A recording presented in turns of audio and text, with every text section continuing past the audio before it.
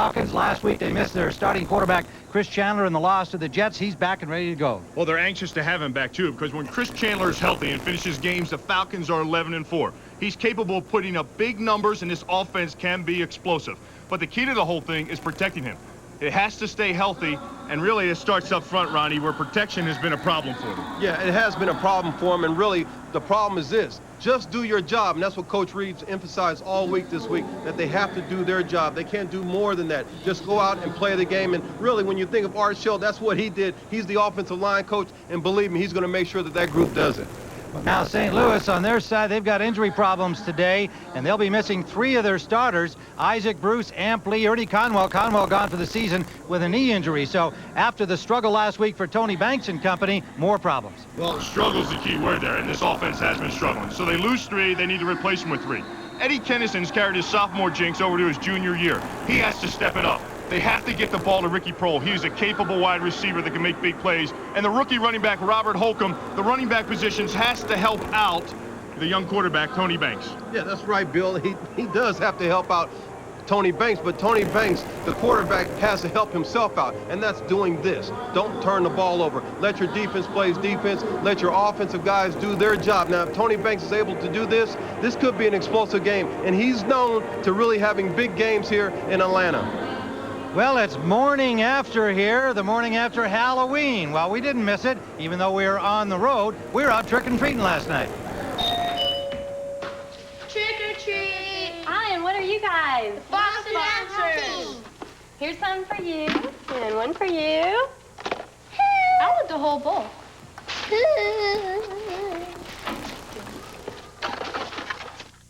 Awesome NFL coverage and John Madden? Log on to foxsports.com.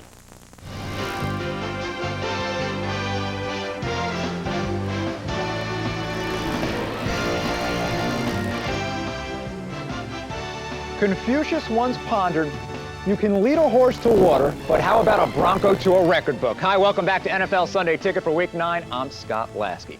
The Denver Broncos look to make it a perfect 8-0 when they visit Cincinnati, while its top horse is on pace towards NFL immortality. Terrell Davis is currently headed to a 2,288-yard season. By the way, in '97, Davis ran for a career-high 215 yards versus the Bengals. Detroit, Washington, and Carolina also strive to be with the hostess with the mostest. The 7-0 club from Minnesota heads south to Tampa Bay, but its quarterback Randall Cunningham remains way up north on the QB ratings chart. Meantime, this list features more impressive backups than Gladys's picks. In addition to Randall and Vinny Testaverde, Doug Flutie led the Bills to 3 of their 4 straight wins. Number 5 anxiously awaiting in Miami. The Oilers, Pats, and Rams are all on the road with Jacksonville versus Baltimore in another one of our 10 early contests. Also, San Fran lands at Lambeau Field in the late game's must-see matchup. 2 men on the receiving end of their offensive success will be first and fourth leading receivers in the league, Antonio Freeman and Jerry Rice. Just 2 of the many weapons loaded at Green Bay, while in KC, it's another party with Marty as Bill Parcells' Jets visits Schottenheimer's Chiefs. Time to go straight to helmets on NFL Sunday Ticket. Enjoy, everybody.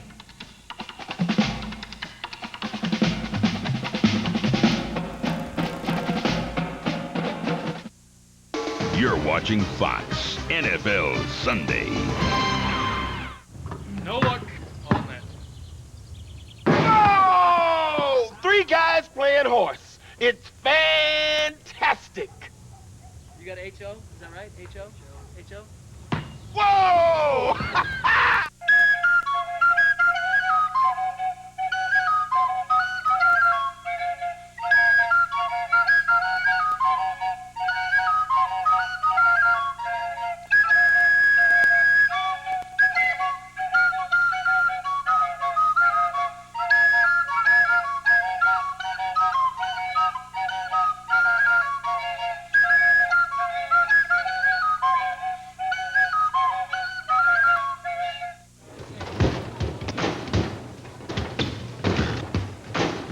Shot basketball at O'Brien's. It's a fantastic. The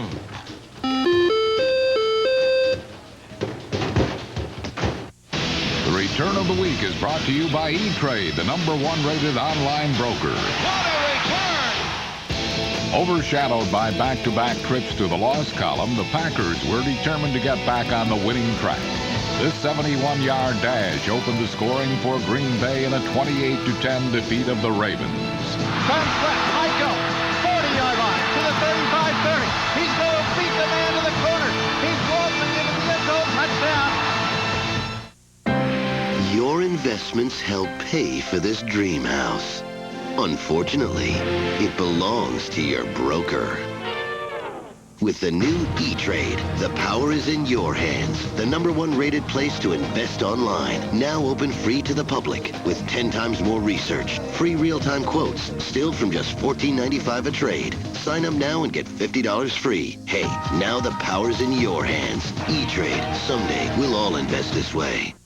Fox Sports welcomes you to the following presentation of the National Football League.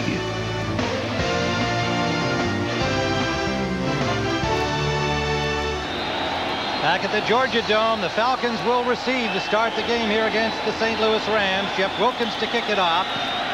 The deep men, Harold Green and Elijah Williams. And it'll be Green from the goal line.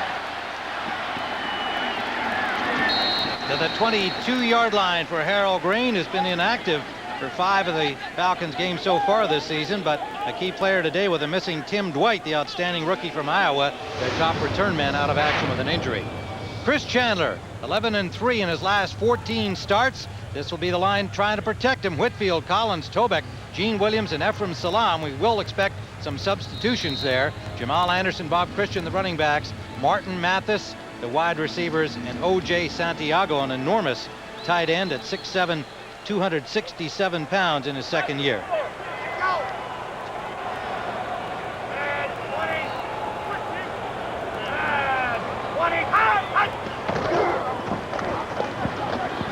Jamal Anderson picks his way for about 4 yards on first down to start the game.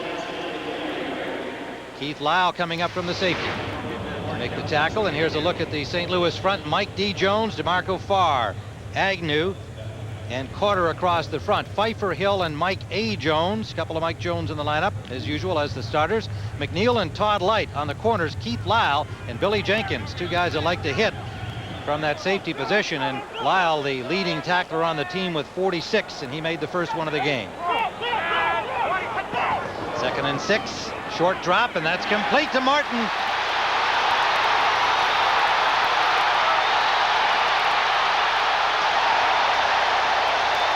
To the 12-yard line for Tony Martin. Light and McNeil ran him down, but not before a 61-yard pass play. Here's a slant right here. Here's McNeil. He comes off. He's backpedaling. But watch the slant right here.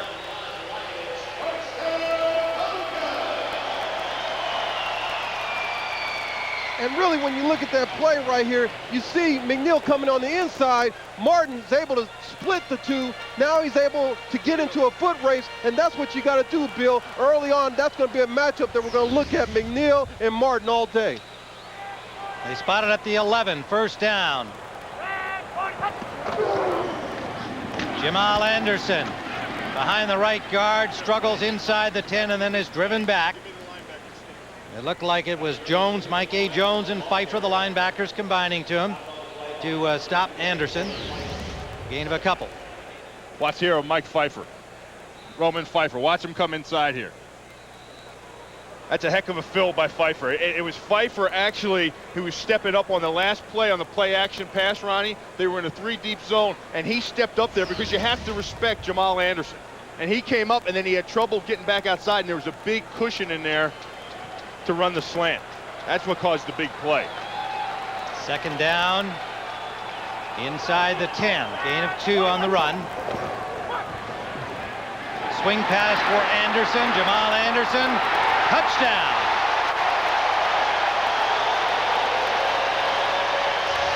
The Falcons strike quickly on the opening series. 61-yard pass to Tony Martin, a 9-yard swing pass to Jamal Anderson, the 5-year man out of Utah, for the score.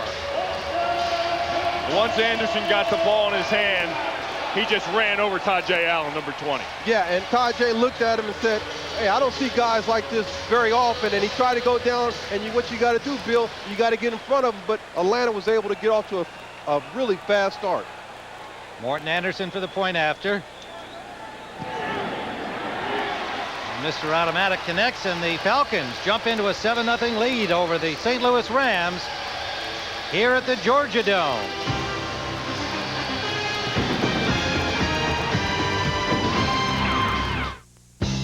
It's an idea that's been around for a pretty long time. At Southwest Airlines, we call it Friends Fly Free. Just buy a round-trip full-fare ticket, and a friend comes along absolutely free. Of course, like any great deal, it doesn't last forever. So purchase your tickets by December 9th, because you don't want to get left behind. You are now free to move about the country. If it takes forever, I will wait for you for 1,000 summers. I will wait for you. There's certain things you just can't live without. Okay. I'm back. A good receiver is one of them. Visa's the other. Sure. Yeah. Don't tell the guys about the flowers. Official card of the NFL and everywhere you want to be. What were the skies like when you were young? Fox NFL Sunday is brought to you by Southwest Airlines, proud sponsor of the NFL and official airline of the Super Bowl.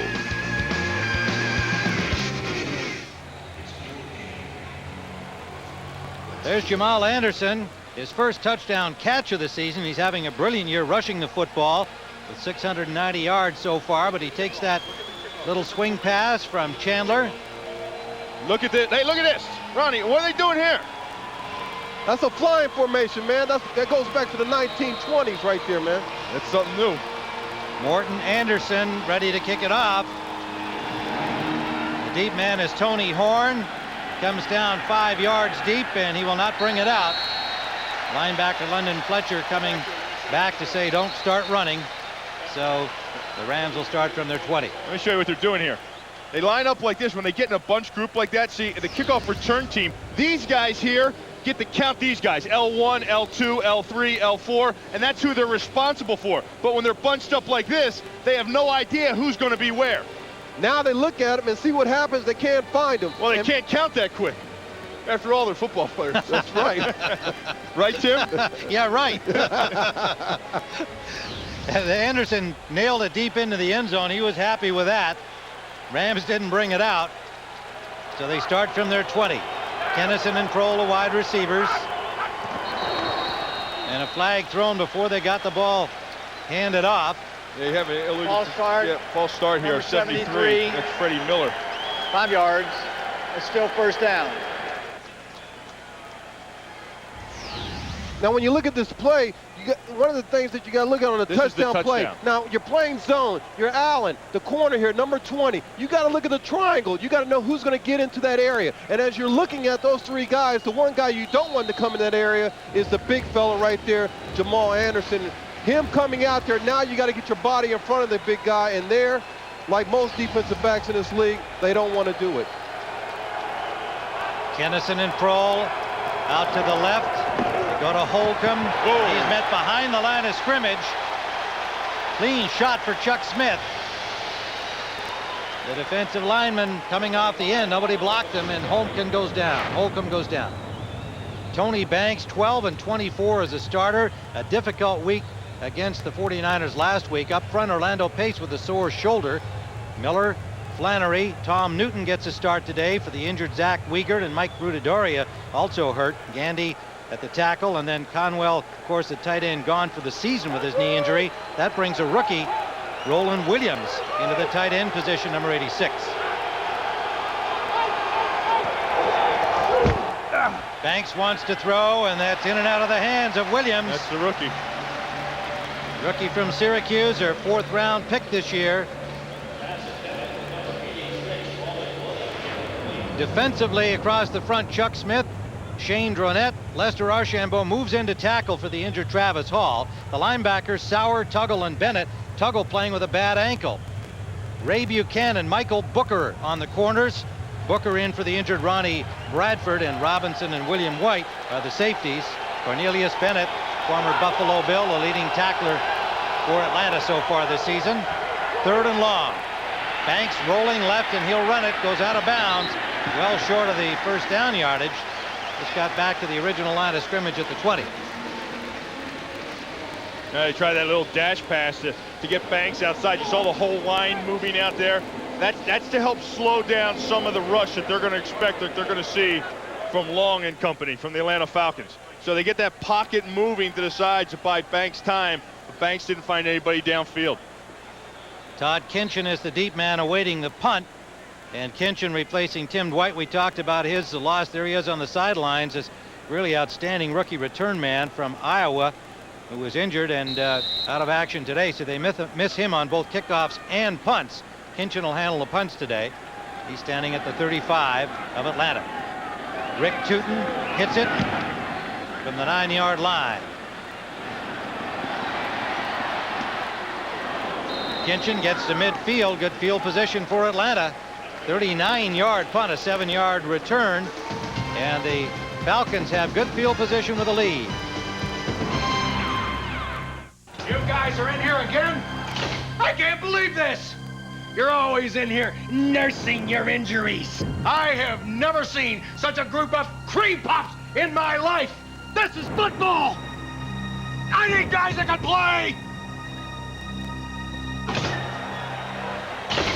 Man, I thought he'd never leave. For the great taste that won't fill you up and never let you down, make it a Bud Light. Hot dog, anyone? We're on a bus with no brakes. On a one-way trip and no yielding. Non-stop and sweat drops like get gasoline dripping. Oh my goodness. We're on a bus with no brakes. Both hands on the horn, both feet on the gas. Don't blink.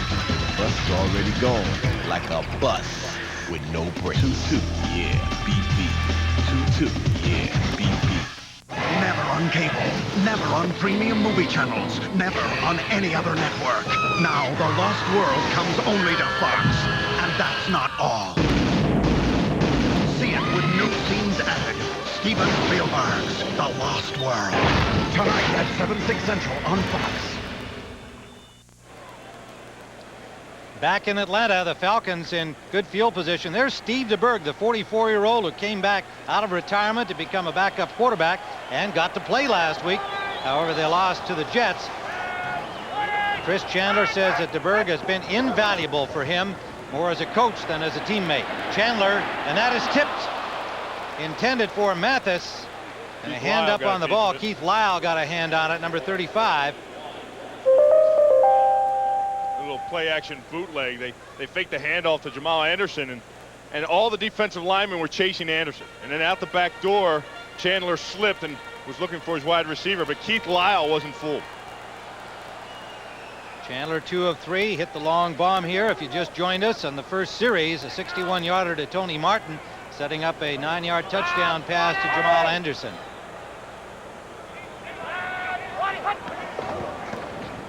This is Anderson.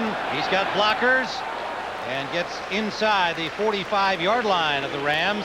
Good job by Jamal Anderson and good blocking in front.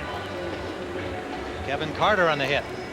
You know, the Rams defense is a good defense. They played well last week against the 49ers, even though they gave up 28 points. But I want you to watch the guys that are just flying around. They're trying to press right now to make something happen, and they're giving up seams. Watch the holes that are going to evolve here from the guys shooting gaps. Boom, they're in the backfield. Now look here, big hole over here for Anderson. Dexter McLeon, the nickelback, in for the Rams here on 3rd and 3. Mathis in motion, early movement. They're going to work that hard count, Tim. That's one thing. The Rams defensive front is a jumpy bunch. Ball start, number 68, 5 yards. It's still 3rd down. Farr came in, but they charged false start against Collins. Let's take a listen here.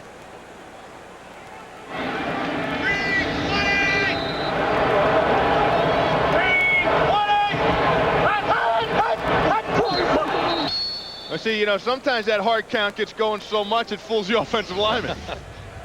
Well, he was practicing it this week when we were over there. He told us that this was going to happen, and that's Chris Chandler.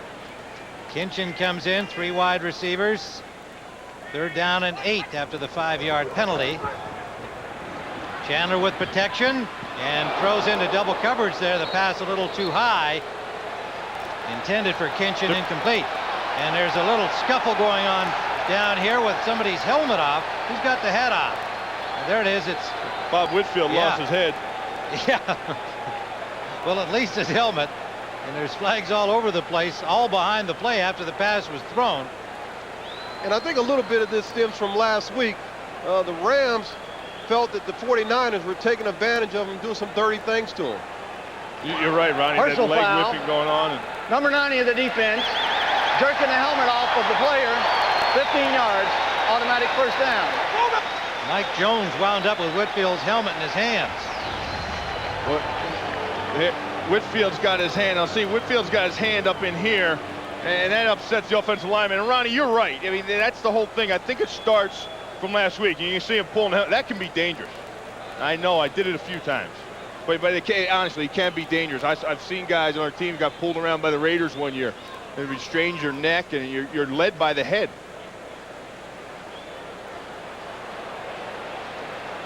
Yeah, you know, actually, with that replay there, I'm sure not only is that going to be a penalty, but I think Michael D. Jones, there's 2 Mike Jones for the Rams, but Michael D. Jones might find himself with a little fine after that one. Oh, yeah. A little fine. How about a big fine? But you're right. It goes back, Ronnie, to last week. It goes back to the San Francisco 49ers. They took a lot of stuff which they thought was dirty stuff with the leg whips and the reverse blocks. Big mistake. Cost them a huge first down. Double tight end formation now. Brian Kozlowski joins Santiago at the 35 of the Rams after the penalty. Good play action fake. Got Chandler time. Now he's running out of it, but he's got a man open. Mathis. To the 15, forced out at the 16-yard line of the St. Louis Rams. An 18-yard pass play improvised by Chandler after he was flushed by the rush, and Mathis, a nice job to get loose. I want you to watch the protection up here first. 2 tight ends set. They fake the run. Now, everybody's froze at the line of scrimmage. He's back here with all day. He can count to 20. Look, there's nobody around him. And then he's able to move, Bill, and then the receivers, knowing that they have a movement quarterback, they're able to sit there and find an open spot, and that's what Mathis did. And that's tough against the zone. You can't have that much time against the zone defense.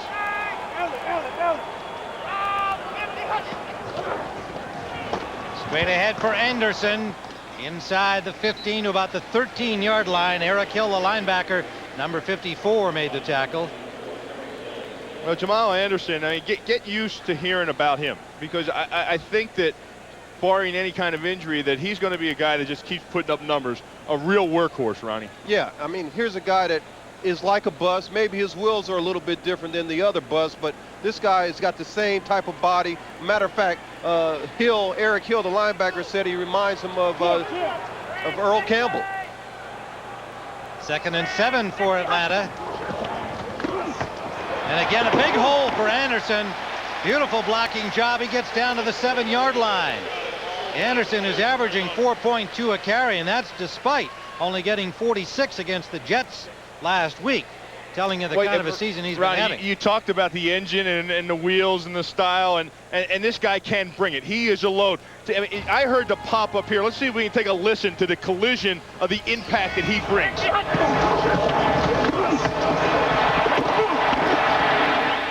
There's 4 Rams around it, and I heard his pads doing the cracking there. He was bringing it to them. 235-pounder with huge legs. Jose Portilla is in it. Right offensive tackle. We expected to see him get some time for Salam today. Anderson again got only about a yard that time. And again, some more extra pushing and shoving at the end of the play. Tight end Santiago into it for Atlanta, and I believe Lyle for the Rams.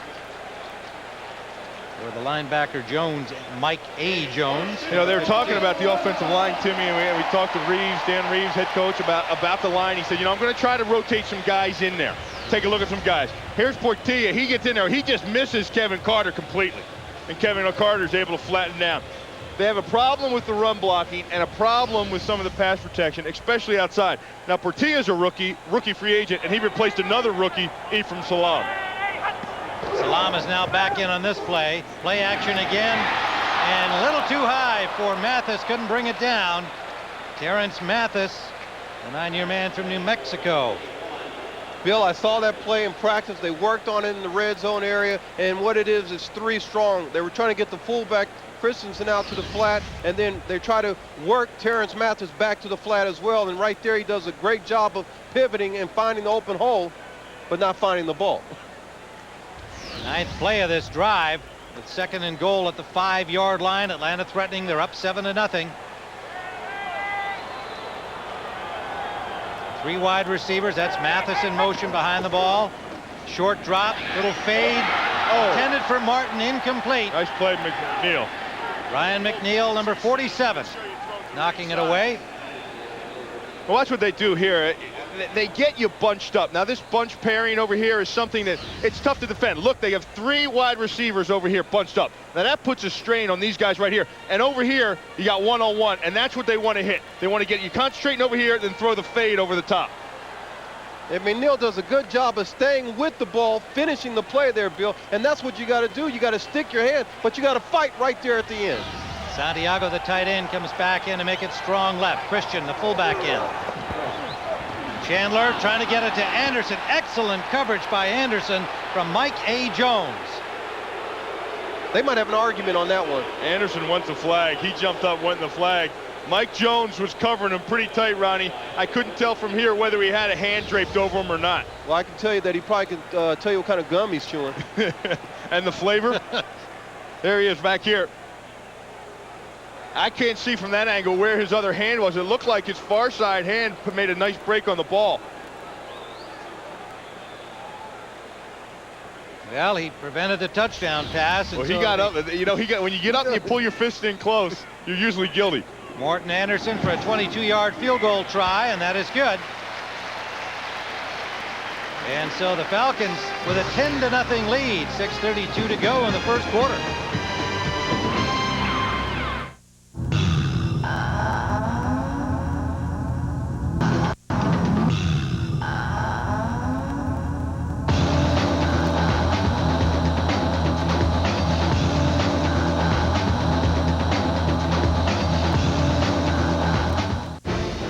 Faceless enemy They're not here to negotiate. has declared war on our country. I lost friends of mine. Now, the danger is building. 600 dead. Make no mistake, we will hunt down the enemy, and we will kill the enemy. The mystery is growing. You taught them how to make bombs. But for these 2 men, I am the law. the greatest enemy Give him the order, General. is time. The Siege, rated R. In 5 days, the siege begins. Next Sunday, it's the biggest night of the television season, the season premiere of The X-Files. But first, the greatest low blows ever caught on tape. Then The Simpsons Go Hollywood with Alec Baldwin and Kim Basinger. And Disco Fever Strikes, the funniest That 70s show of the season. Then, the event you've waited for. Mulder, I think we're on to something huge. The X-Files season premiere. It all starts at 7/6 Central next Sunday. Just when you thought it was safe to go to the bathroom. An all-new Ally McBeal at 9/8 Central tomorrow on Fox. 23-yard field goal by Morton Anderson. Anderson now is 10 of 11 on the season. And you can credit those 3 points to Michael D. Jones for pulling the helmet off. He gave him 15 yards and the first down, and that kept Atlanta's drive alive. Seems that the teams who struggle are the ones who continue to make the errors when they least need them. This bad habit's hard to break. That was just a foolish penalty and a costly one. Anderson. Horn waiting for it at the goal line, and he'll bring it. Tony Horn squeezes over the 20 to about the 23-yard line, and he's met there by Gary Downs, reserve fullback, a 22-yard return. And there is Dick Vermeil, and behind the coach standing in front of him, the second-year head coach of the St. Louis Rams after all of his years with the Eagles, UCLA, and then a long time in television. see his record there, 7-16, and that's not at all what Dick Vermeil had in mind at this stage of the game. He knows it's a long process. He knows he's got a lot of work to do. That's not the record you'd like to have. Ricky Prohl in motion behind the ball. He's in for the injured Isaac Bruce, out with a hamstring problem. And Banks' pass is incomplete. Intended for Prohl. Now for an update on the action in the Central Division, let's go to James Brown. James. And it is good, Timmy. Take a look at Tampa finally breaking the drought in the first half. First offensive touchdown of the season. That's scored by and Ronnie Lott. Thank you, JB. There's a look at the Central standings and an incredible start by the Vikings. Still unbeaten. Here's the pitch. This is Holcomb. Holcomb, the rookie running back, gets about 7, at least 6 on the play.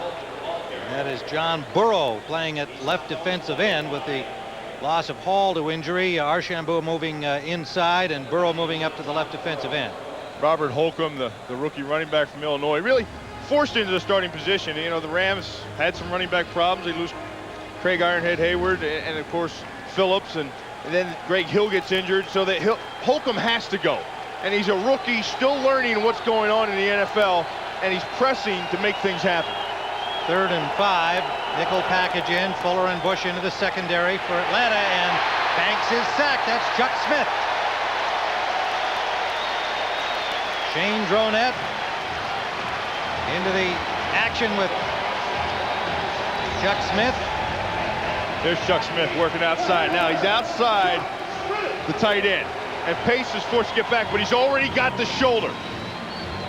Then he just keeps pursuing. There was some good push up the middle to push Banks back into him. Rams again 3 and out, their second possession. They have to punt. Kinchin back, waiting for it at the 35-yard line. Rick Tootin. And a flag down near the punter. And oh, what a hit on Kinchin. That didn't bother Kinchin. Yeah, Lorenzo Styles is the one that should be bothered because he Number 51 of the kicking team. 10 yards. Repeat 4th down. You're right, Ronnie. You got him. It was Tony Horn who put the lick on Kinchin, but his effort will come back for another punt if the Falcons so desire. It looks like they will. He just grabs his shoulder and pulls him down. And he didn't need to do that because he had a personal protector back there in Keith Lyle. So Rick Tootin will get to do it over again from 5 yards further back, now standing in the end zone. Again, you know, the opportunity to give Atlanta great field position for the 3rd time in a row. And their 3rd penalty taken by the Rams for 30 yards already. 4:54 still to go in the first quarter. And again, more of the same. When things are going badly, it seems that that's when these silly errors just start to pile up even more. Kinchin now moving up to his own 43-yard line, awaiting this punt from Tootin, who hits it from the 1. Kinchin gets down to the 42-yard line of the St. Louis Rams. So again, Atlanta with a good field position to start here. Clemens made the tackle, a 36-yard punt, a 6-yard return.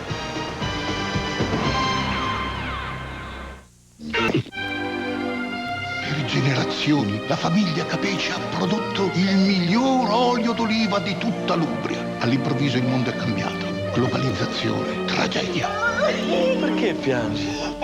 E piango perché tu devi partire per salvare la famiglia. Ma nonna, c'è un modo nuovo di fare le cose. Io non devo partire. Come?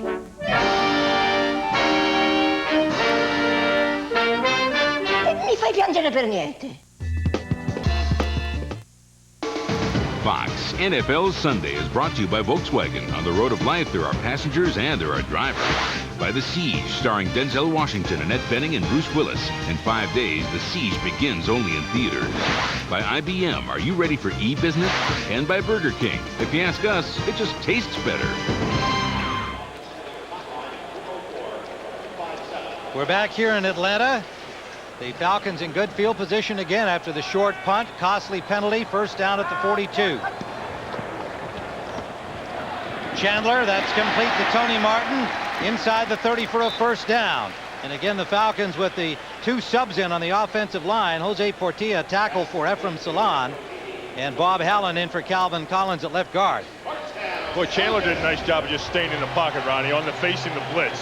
Yeah, he did a nice job of staying in the pocket, but right here, the way he delivered the ball, and what happens to most defensive backs when you go up against speed, Bill, you want to get off, and he was able to get off there. Watch the blitz pick up here and here. That buys him enough time.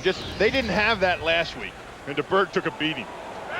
So the substitutions up front help on that play at least. Jamal Anderson, not much running room there, got maybe a yard out of the double tight end formation. And it's Todd Light coming up to trip him up. And for the Rams, really, defensively, you'd want to come into this game and you know what the story is. The story is you get some knocks on Chandler. I mean, Jerry Rome, who is the offensive coordinator with the Rams, coached Chandler in Houston. So he knows, if you get to this guy and get some hits on him, they become a different ball club. But they haven't had the opportunity to gamble as much as they'd like to cause something to happen because of the poor field position. Anderson, the running back, lines up as a wide receiver out to the right. Chandler to the fullback, Christian. Good-looking play, and Christian blasts his way near the 10-yard line. Todd Light pulls him down there. 18 yards. Every bust, you got to have something else, Bill, and it's usually a fullback. And right there, this kid is a guy that does so much for this team. Jamal Anderson is clearing out for his counterpart. Yeah, and unassuming, he just seeps through when there's nobody there to pick up, and Chandler finds him. Love that play. Love that play. Sneaking that back into the middle, and it gets him down to the 11-yard line. First down, Atlanta, threatening again. But a timeout called by the Rams, we believe, and we'll be back with 2:41 to play in the first quarter. At Goodyear, we look at every decision as an investment. When you buy tires from us, you're investing in our reputation for performance and peace of mind. In that spirit, we're making you this offer. Buy a set of 4 selected Goodyear tires before November 28th and get a $50 or $100 U.S. savings bond, which will mature before you know it. Good investments always do. For details or the retailer nearest you, call 1-800-GOODYEAR.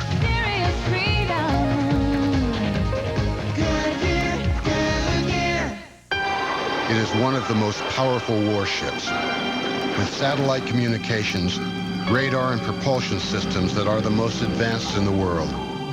But USS Mitcher cannot do a single thing without you.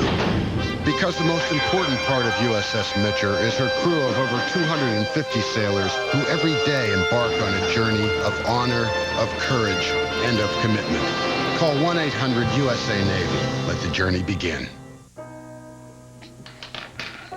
These feet belong to Roger Camp, an extraordinary man who overcame a tremendous challenge.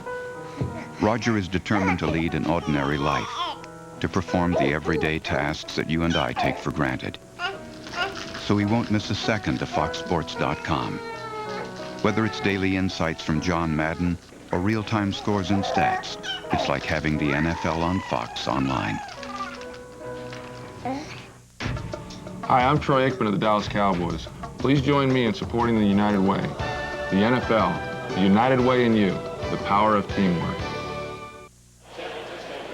This might be a surprise to some of you looking in. Look at San Francisco, Dallas, Denver, Minnesota. You expect big plays. Atlanta, second to the 49ers, plays of 20-plus yards or more. And, in fact, in this game, Chandler, 4 of 5 completions, averaging 23.8. This was a big one. 61 yards, the second play of the game, to Tony Martin that set up their first touchdown. A swing pass to Jamal Anderson that made it 7-0.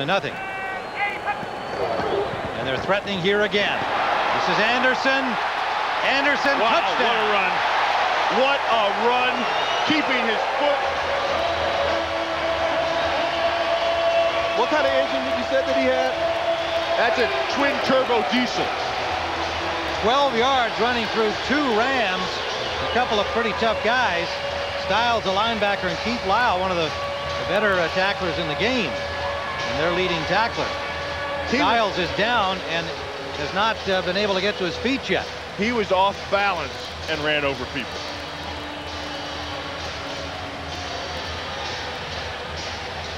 That is Lorenzo Stiles getting attention out there. And I think he was the first guy that made contact with Anderson. And then Keith Lyle had a shot at him, and he ran through him.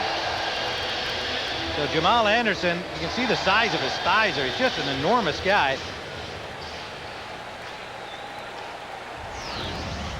Some great blocking up front, first of all, led by the fullback Christian.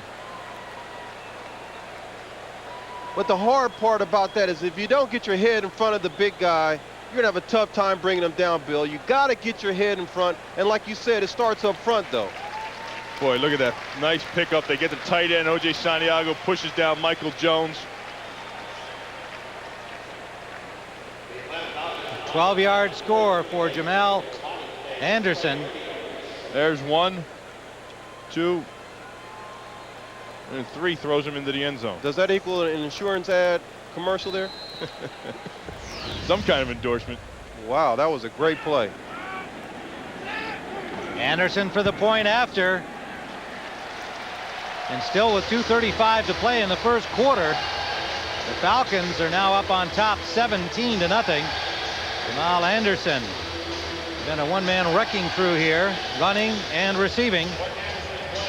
That series 42 yards in 4 plays, leading to his 12-yard touchdown run, his second score of the game. Well, The Lost World tonight. It's never been shown on cable, on the premium movie channels, or any other networks. But tonight on Fox, with new scenes added for the first time ever on television, Steven Spielberg's The Lost World. Tonight at 7, 6 Central on Fox. Hey, could you tell me one thing? I mean, we're sitting there looking at that picture, and you see the dinosaur run through the wall, and Jamal Anderson. That's what I just thought of, too. I mean, did you think of that? I thought of that, and I was thinking about the Lost World, and maybe the Lost World's that offense of the Rams, because they sure have struggled. 17-0 here, and only 2 minutes left to go in the first quarter, and they haven't done anything offensively. Yeah, they haven't done anything offensively, but defensively, I thought that what we saw last week would come here and be the same this week, and we would see guys flying around, and so far we really haven't seen that as well. And I haven't seen much man defense either. And I think they're scared of Tony Martin's speed. There's a look at the yardage. Rams yet to get a first down with 2.5 minutes remaining first quarter. Tony Horn brings back the kickoff. Gets out to the 25-yard line. Little better field position for them. 27-yard return. Let's check in with JB for another NFL update. Hey, Tim, no score on your return, but take a look at this return by David Patton after the Redskins had just scored a touchdown. Right back come the Giants, 90 yards to pay dirt. All tied in Washington at 7. Tim, Hall of Fame candidate Bill Moss, Ronnie Lott. JB, I'm standing next to him too, man. Hall of Fame candidate Bill Moss. You guys, you know, I'm standing about next to the guy that's going in on the first time around. Well, it's a matter of fact, a matter of record. You are a candidate, deservedly so. On first down, Holcomb gets about 2 yards. Robert Holcomb, the rookie from Illinois, their second-round pick. Bill mentioned earlier that he got his opportunity because of the injury to Greg Hill when he went down with a broken leg, gone for the season. And you know, he's really just a youngster learning the game. I don't think he sees the whole field, and I think the speed of the game right now is new to him. When he's looking for holes that he thinks are there and then aren't there sometimes. You know, and that carry was by June Henley, making his first appearance 26, not 25, and we'll tell you about Henley also. And Banks completes it out the left side to tight end Roland Williams. June Henley, he's actually the guy who's getting Amp Lee's time today. We mentioned Amp Lee out with injuries to both hands. This is a 23-year-old, third-round pick in 1996 from Oklahoma. And Henley from Kansas, right, KU, first-year man who they picked up from Kansas City. He rushed for 3,840 yards. That's the all-time rusher, June Henley at Kansas. So he's getting his chance today, and they hope that he can fill in for Amp Lee. And here is Henley again. And he bangs through Booker, trying to get to the first down. He'll be close. Dick Vermeil was high on this young man. He said not many people know about him, but he's a player, very talented. What Dick liked about him, he liked the fact that he could catch the ball out of the backfield and that they really needed him today because Amp Lee's out. And that's what Amp Lee brought to the team. Yeah, he brings diversity, Bill and Tim, and I think that's the great thing. You can see that now they changed their mode. They had Holcomb in, now they're going to the spread formation, and they're opening it up some. This is Henley again. He's got running room. Has a first down and gets down to about the 46-yard line. Hey, you know, sometimes you get big holes, and then sometimes you get big holes, and maybe they should have a holding call. Watch Tom Newton in here. And, you know, it only counts if you get caught, but I want you to watch what he does here. He gets inside. Now watch. He's got that arm. He just pulls him down to the ground and opens that hole up for June Henley. I mean, you get and you take what you can. Into Atlanta territory for the first time. Banks wants to throw on first down. That's complete to Ricky Prohl. Prohl has another first down for the Rams. Gets down to the 35. They're going to spot it at the 33-yard line. A 16-yard pickup for Prohl. And that's the end of the first quarter here. With the score, the Falcons 17, the Rams nothing.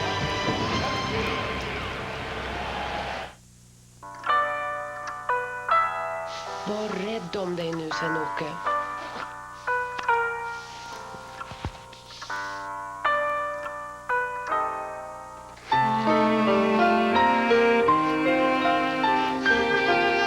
It's no wonder that children like this grew up to build a car like this.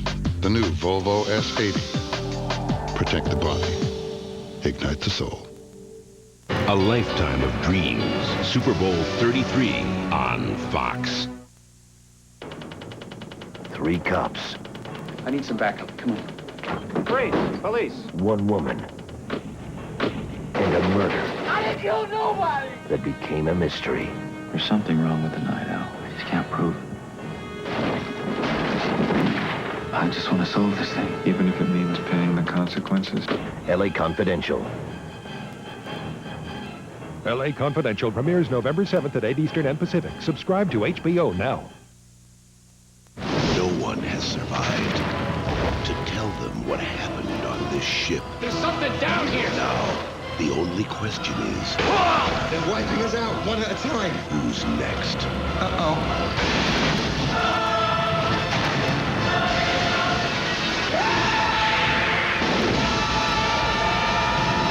Deep Rising. I don't mean to sound like a wuss, but this is starting to freak me out, man. Playing this month on Direct Ticket, only on Direct TV.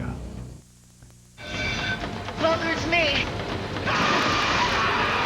The X-Files. The new season begins next Sunday on Fox. Wistrom has pulled hamstring, but look at this coach right here. I think he supports Terry Bradshaw's goatee. Grant Wistrom, we're told, will try to come back, but he does have at least a strained hamstring. They use him on the pass rushing downs, their first pick. Banks going deep for it all, and it's knocked away in the end zone, but a flag is down. It'll be Buchanan getting called for interference in the end zone. The pass intended for J.T. Thomas. Yeah, that's no argument there. No argument at all. Ray Buchanan had his hands on his back at the end of the play, and you got to be able to put yourself in a positive situation. And right here, he gets in a negative situation. He's chasing. You cannot chase. You have to. There he gets beat off the line of scrimmage. Now he's behind because he thinks that he's going to run a short route. He doesn't believe, and then he grabs him right there. There's no foul on the play. Whoa. There's no pass interference. I don't know about that, They Coach. picked it Second up. down. Coach Lott, what would Coach Lott say about that? They picked up the flag, but after a discussion decided that it was no interference. So Buchanan catches a break. Well, I see it twice. First of all, he's going to get beat, and then right here, watch him grab. He grabs his shirt right there. And then he has to close again. Watch him put his hands all over him right here. He's pulling him back. I saw it twice. Thanks, Judge, because I needed some support there. I'm with you. I hate to get one of your own, Ronnie, but sometimes you got to call it like you see it. That's right. 7th play of this drive for the Rams, their best drive so far, but a tough break there. They don't get the interference call. 2nd and 10. Falcons 32-yard line. Banks will be sacked. Shane Dronette. And Lester Archambault right up the middle. The two defensive tackles. They picked up the outside fairly nice, but these guys come right up the middle. Watch a little stunt they have on here. Lester beats two, and then Dronette comes around him. It's called a tackle twist. 9-yard loss. Lester Archambault in on that sack, the 9-year man from Stanford. There's little games you play in there as defensive tackles. You know, one guy goes to the left and draws two blockers, and then the other guy comes right off his butt behind him, and there's usually a seam there. Archambault at the tackle spot because of the injury to Travis Hall. John Burrow takes his place at end.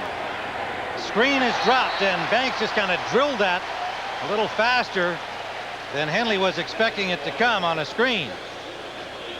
That's a tough break for the Rams offense. That penalty that was picked up should have put him down there and right at the goal line. So instead it's a punting situation. Rick Tootin waiting for it at the 45-yard line. Kinchin standing at the 10 of Atlanta.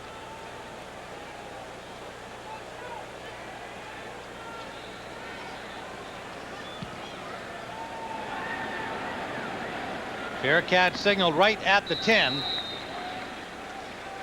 A 31-yard punt. Pooch down in there, and Atlanta will start from deep. Picture this, man. You're walking alone by yourself. It's dark out, and you trip. You fall off the curb, man. You lose your balance, and you go down hard on the knee. But get this, man. The 501 jeans are hard. Man, they're so hard that concrete doesn't even touch them.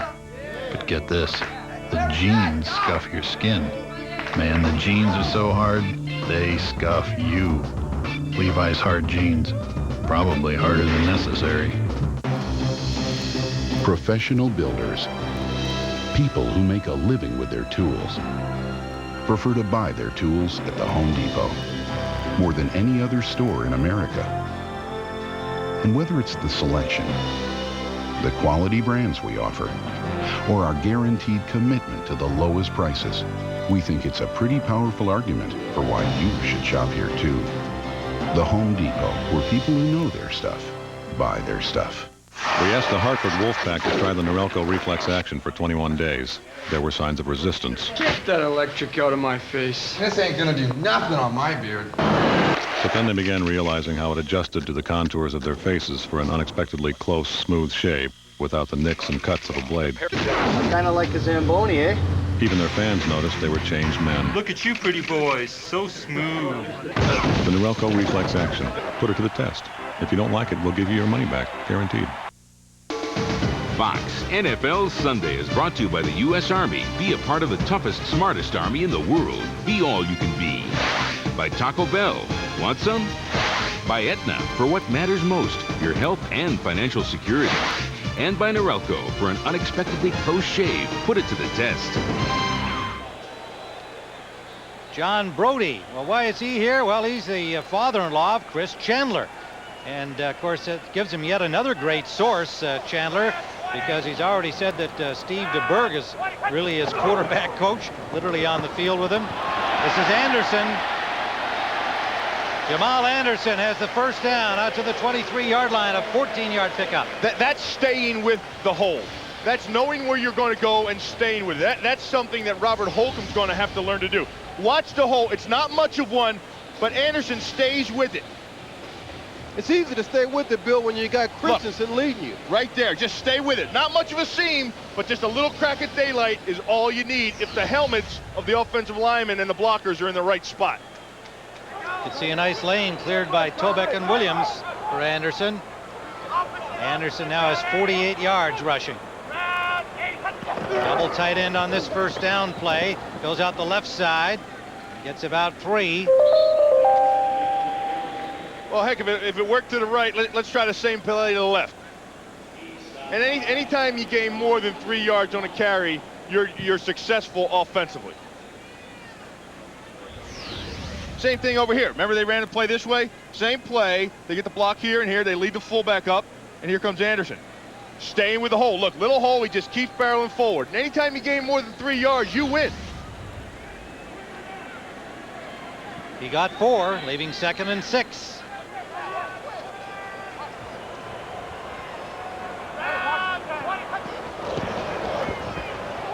Play action, the pass picked off. That's Ryan McNeil, and he'll get to the end zone. Touchdown. Ryan McNeil had the ball come to him unimpeded.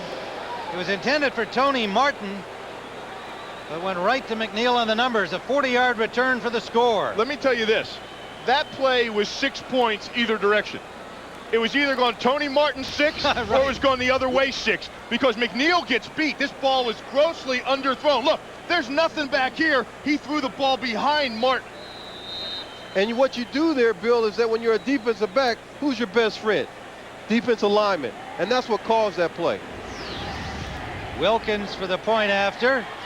And so the Rams defense, which has been the strength of the team so far, comes up with the first points for St. Louis.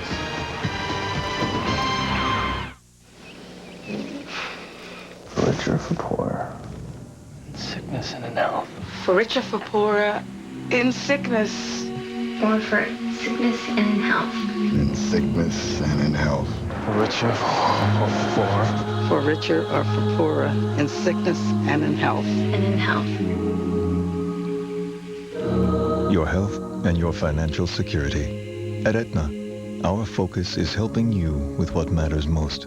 May I help you? If I wanted a Whopper, no pickles, that wouldn't be a problem. But would we get to hear you sing? No, sir. You get to hear us sing. Hold the pickle, hold the lettuce, special order donuts. May I help you? If I want my value meal with rings instead of fries, is that a problem? Value meal with rings or fries, it still costs the same great price. You don't have to ask us twice to have it your way. When you have it your way, it just tastes better. Hey, mind if I play? Right, let's go. Hey, dude, there's Brett Favre. Come on. Hey, mind if we play? Mind if I play? To the left. Pizza! Who ordered the pizza? Say, man, mind if I play? Sorry, Dion. Game's full. Let's go! Who do you think you are, Mr. Pizza? Even you got in? You're never gonna get my love. In a blackout, anything can happen. Up against the car! The only way out is up, baby. In this skirt? Melrose Place Blackout, an all-new episode tomorrow. This ball is thrown behind Ryan McNeil. I said it was 6 either way. Watch this. The safety comes up. There's nobody there. He throws it. Ryan McNeil is so lucky this ball's thrown behind him. Look at it. That's a touchdown for Martin if he hits Martin. Yeah, man, it's Halloween. Trick or treat. Well, that's the trick. That was the trick. And Ryan McNeil got the treat. He got the treat. Yeah. Well, the Rams desperately needed a big play, and it has been their defense that's been making them so far this season. This is Williams. Elijah Williams returning Wilkins' kickoff over the 20 to about the 21. And there you see the linebacker, London Fletcher, the rookie. That guy right there, he flies around. Number 59, he lines up behind the kicker so he can get a running start because he just wants to be aggressive. He wants to get that extra head of steam. And on every cover team, on kickoff coverage, on punt coverage, this guy is around the football. All right, get out of my way. You get out of my way. Get off me. All right, where's the ball? I want a piece of it. He's going to get a piece of it. From John Carroll, Division III school, where he was the Division III linebacker of the year. Rookie free agent. Dick Vermeil said, I just couldn't cut him. Chandler on first down, just off the mark. Intended for Terrence Mathis. Yeah, that's Bammer. Bammer, that's his nickname. Fletcher, and what they like about him, as you just noted, he gets to the ball. And there's Coach Gantz, the special team coach, but they call him Bammer because that's all he does. He just bams into people. He's listed at 6 foot, but he's more along the Sam Mills size of 5'9". Yeah, and Dick Vermeil says, you know, this guy's going to be a player as a linebacker, too. We're not just having him on specials, but we just cannot let this guy go. He's got a lot of talent. Anderson, draw play for a first down and drives for a couple of more, close to the 35. Willie Jenkins finally stopped him. 13 yards more for Jamal Anderson. You know, watch this, the outside linebacker, Charlie Clemens. He's going to come upfield over here, and then it's the draw play underneath. Watch, he gets upfield, then hit the draw underneath. There's Clemens. He's upfield too far. And what I like Jenkins right there. I mean, if you're going to take on a big guy, you got to get underneath his pads, Bill, and that was a good tackle. 66 yards now for Anderson. First down, the 35 of Atlanta. Anderson again. Ooh. Going left, going right. There's Jenkins again. You said you like the way he takes it on, but I'm not so sure if he was the hammer or the nail that time, Ronnie. Oh, he was the nail. Watch him come off.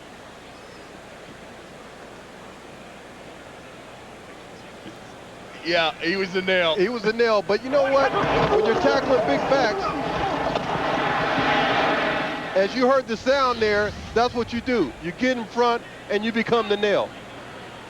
It leaves a 2nd and 2. Jamal Anderson getting good blocking up front. That's something that the Falcons have been missing. Flag is down as he gets a couple of more near the 44-yard line. Holding against the Falcons. Jenkins again makes the tackle. Holding, number 88 of the offense, 10 yards. Repeat, Austin, 2nd down. The referee catches O.J. Santiago. Kent State University, 2nd-year tight end. I think he's going to be a good tight end. I think as this offense evolves, I think you're going to see more and more of Santiago. Pleading his case over there. And really, Dan Reeves likes tight ends. If you look at him over the years, he's always liked big tight ends that can get down the football field, that can block. That'll bring up a 2nd and 12 for Atlanta.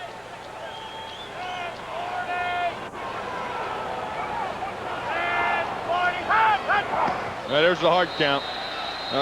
Let's see if they got the Rams this time or if they tricked themselves again.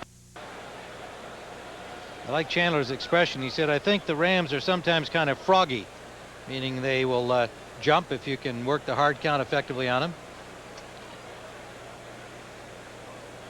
How many times have you leaped? Defense, neutral zone infraction. The man over the guard, 5 yards. It's still 2nd down. See, that you know, you always like that because you can always debate it because there's 2 guys over the guards. So you really never pegged anybody.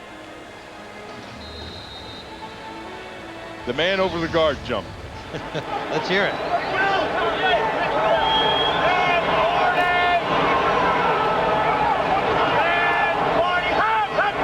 Oh, they all jumped. That was a contest, a frog jumping contest. Bob Christian in the ball game, and they spread them out, and he finds Mathis. Terrence Mathis for a first down to the 41. Boy, for Chandler, that's standing in the face of pressure and delivering a heck of a throw to Mathis. Here's Mathis. Watch him work his way underneath and back up inside. Bill, you talked about Chandler and how this team is more productive, and you can see why right there. Oh, look at the pressure in his face. Watch the bodies in his face. He stands in there, boom, and delivers a nice throw. The Falcons driving again to the Rams' 41-yard line. 17-7 the score, 9:23 to go here in the first half. Jamal Anderson breaks one tackle, another. Digs for about 6 yards on the play. About the 36-yard line. Keith Lyle comes up from safety. Help from the linebacker Eric Hill. Tim, who's tougher, Jamal or his dad? Well, you know, I think his dad would probably say he is, because most dads do, but his father, James Anderson, has a security business and in fact has worked as a bodyguard for a lot of famous sports figures and some entertainment people. And I learned this weekend from Jamal that he's going to be working with Mike Tyson, who's now back in the gym getting ready to fight again. Did you say fight? Well, we hope so. We hope that's his intention. This is Anderson again. Nice movement. Man, what a load. And he has a first down near the 30. You know, I don't care what position you play on the football field. If you give that kind of effort, I'm a big fan of it. This guy is all about effort. right now averaging over 6.6 yards a carry, and it's all Anderson. I mean, it's just his determination to want to pick up yards. He's not going to settle for an arm tackle. There's an arm tackle, I'll run right through it. There's another arm tackle, I'm going to lower my head and keep plowing. And you can see Atlanta in the time of possession so far, and that's really has been their forte when they win games. They can chew up the clock, and when you have a power running back like that, it helps.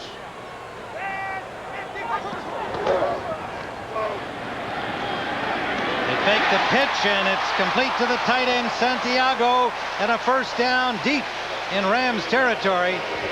19 yards. They'll spot it at the 12.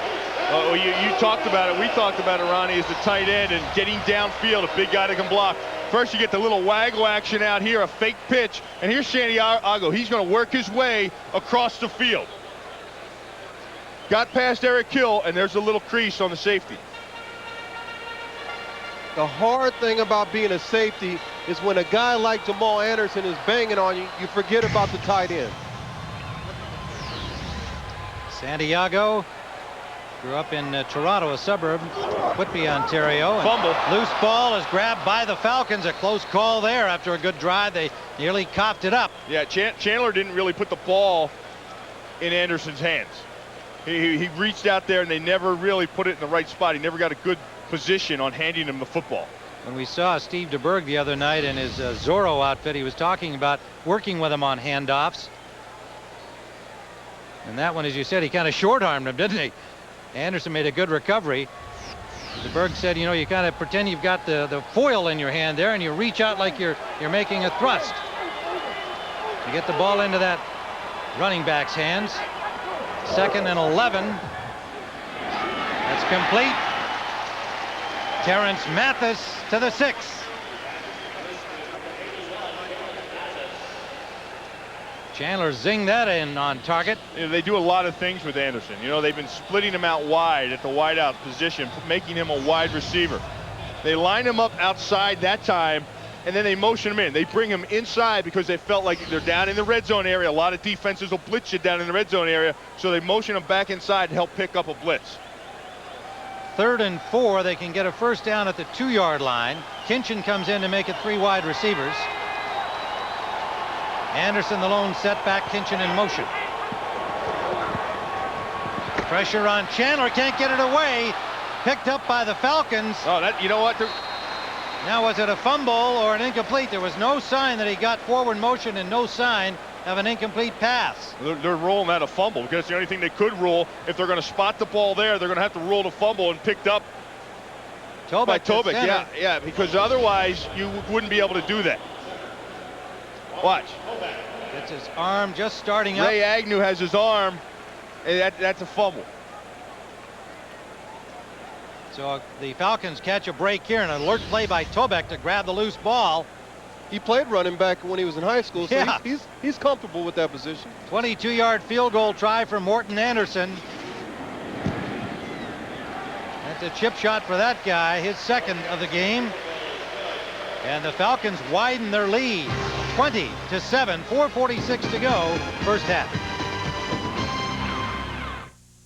Gosh, you know, I just went to use the phone. You say once you got back, your wife was gone. Yes, sir. Hello. What? Have you checked the hot enchilada? Oh, no. Millicent gets terrible heartburn. Not this time. What's that? Looks like the remains of an individually wrapped Pepsid AC chewable.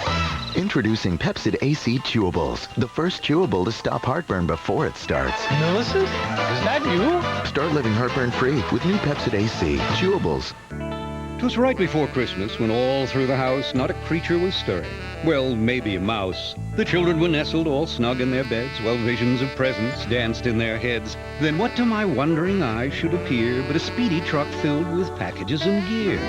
Was it Santa rewarding those good girls and boys? Nah, just my Visa, the internet, and a site called eToys. But while eToys will take all your children's requests, they just won't accept American Express. Visa, it's everywhere you want to be. Marty's here. Let's see a fuel injector for a Ford Pro. A starter for a Saab. EGR valve for a 74 Gremlin. Ah! See you tomorrow, Marty. Pep Boys. Cars like us. People love us. There are other ways to get to work, but nah.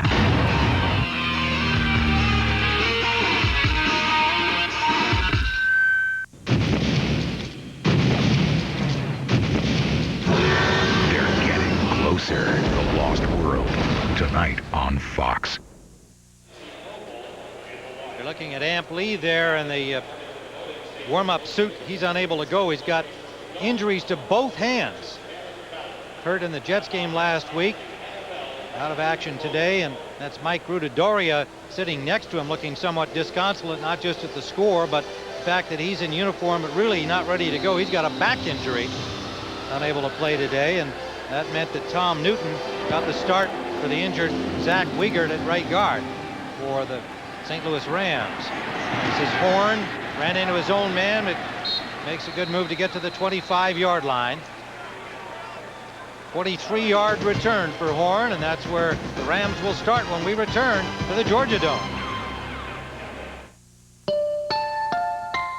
Hello, welcome to Dodge Durango 101.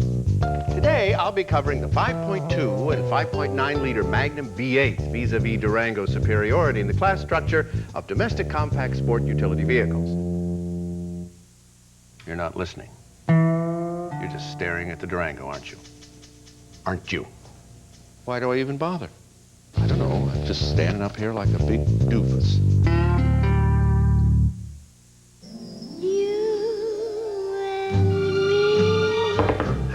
Landlord.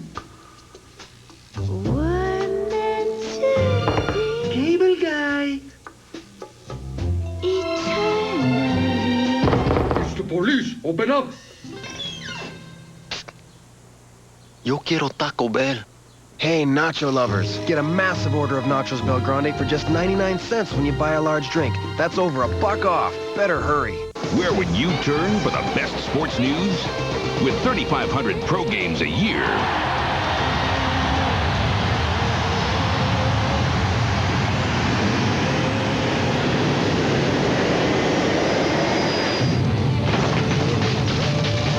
we are your news source. Fox Sports News, better because we are there. Watch Fox Sports News on your Fox Sports Net cable channel. Hank hits Vegas to find his dad, Cotton. 8 topless bars and no cotton. My lap cannot take any more. A high-rolling new King of the Hill Tuesday. 4:36 to go, still in the first half. This could have been a killer play for the Rams. They'll have to really come back well to get away from this one. Well, I want you to watch it. The side judge right here is the one that throws the flag. Watch where the flag comes from. But right there is the interference. And the flag comes from here. See, there it is right there. And so then it was overruled by the field judge who didn't see it. Rams would have been at the 1-yard line with that. On first down, Henley, short pass from Banks, gets close to 7. June Henley. Offensively, still looking for a touchdown in this game, and only 3 first downs so far. 27 yards rushing, 19 yards through the air. Yeah, a total of 46 yards offensively thus far for the Rams. 3 wide receivers here on 2nd and 1. They go to the shotgun, inside handoff, and a first down for St. Louis. Henley picks it up. Nice play by Archambault. Just got a piece of it, came out of the pass rush, fell back in on the draw, and grabbed an ankle. Hey, you get the score, and this reminder, the Lost World tonight at 7, 6 Central, right here on Fox. First time ever on television. Steven Spielberg's exciting classic. First down, Rams from their own 36-yard line. Banks, that's complete. Henley again, he's become the big man offensively. The role that he was asked to fill in for Amp Lee with the injury to Lee's hands, and Henley's delivered so far, given the opportunity. Well, they're in a hurry-up offense, and last week, actually the Rams, this was their most productive offenses when they went to the hurry-up offense. Yeah, I think Tony Banks is more comfortable just seeing the field from this area, being in the back of the shotgun. On 2nd and 5, he has time. Nails it in. It was caught Do they rule it a completion? No, incomplete. Not full possession for J.T. Thomas. Jerry Rome, the offensive coordinator. Here's J.T. Thomas, number 83. Watch this play at the end. Does the field cause the fumble? I thought he had possession. I thought he had possession. And when you... That's the second bad call that the Rams have gotten offensively. And both of them, Buchanan was defending. Yeah, and Thomas did recover the ball himself, so it would have been their possession. But instead, it's still 3rd and 5. Banks, that one is dropped by Williams, the tight end. That's 2 drops by him. Roland Williams, the rookie from Syracuse. He caught only 11 passes his senior year at Syracuse, but he said, I've got a chance to prove I can catch the ball in the pros. Well, not today so far. Banks has time, stays in the pocket too, waits on Williams, and throws the ball right to him. And it's a second drop, and for a rookie, just can't have those mistakes. You got to catch the ball out in front, Bill. You can't let it get in your body. Fair catch signaled, and the ball caught by Kinchin at the 25-yard line of Atlanta. 35-yard punt. And Atlanta, as we mentioned at the very beginning of this game, a victory here today for them would give them their best start ever at 6-2. And right now you see they're in excellent position here in the NFC West. I think Dan Reeves being here and running the whole offense, that's actually everybody, the best records of the NFC teams. I think he's really given them direction. It's a stability, it's a method, it's a way of doing things that is paying off slowly. They've got San Francisco in 2 weeks' time, New England next week. On first down, Chandler, screen, dropped. Anderson couldn't hold on. The only error he's made so far today. Jamal Anderson. Yeah, he hasn't really had a bad day today. So far, it has been outstanding. Kevin Carter was out there playing, saw the screen develop, and Kevin Carter got back there in time, and that changed the direction the ball had to be thrown. Anderson drafted in the 7th round in 1994 and had to kind of wait patiently to get a chance to become the guy. And he certainly has done that. He's accomplished it.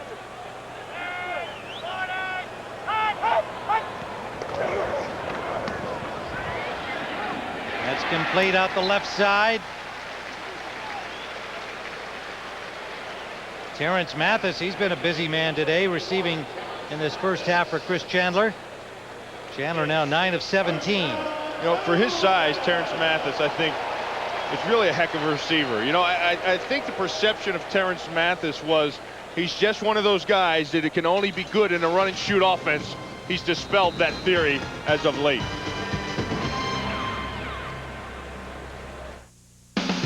Fox NFL Sunday is brought to you by Visa, the preferred card of the NFL. It's everywhere you want to be.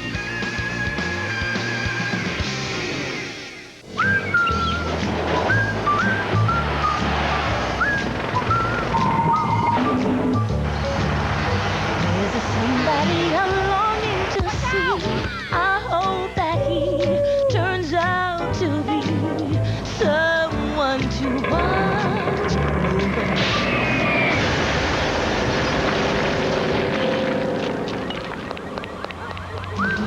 It's not TV, it's HBO.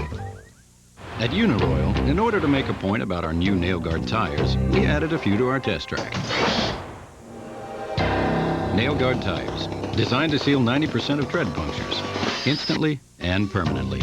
Only from Uniroyal.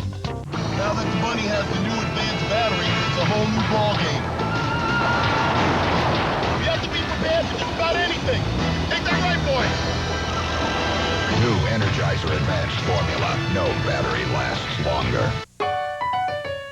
Dodge Durango can tow up to 7,400 pounds, nearly half a ton more than its nearest competitor. That's 2 extra dirt bikes, 1 more great big water toy, or 1 more baby grand. Hey, My Durango tows more toys. Gonna lose his wimpy towing blues.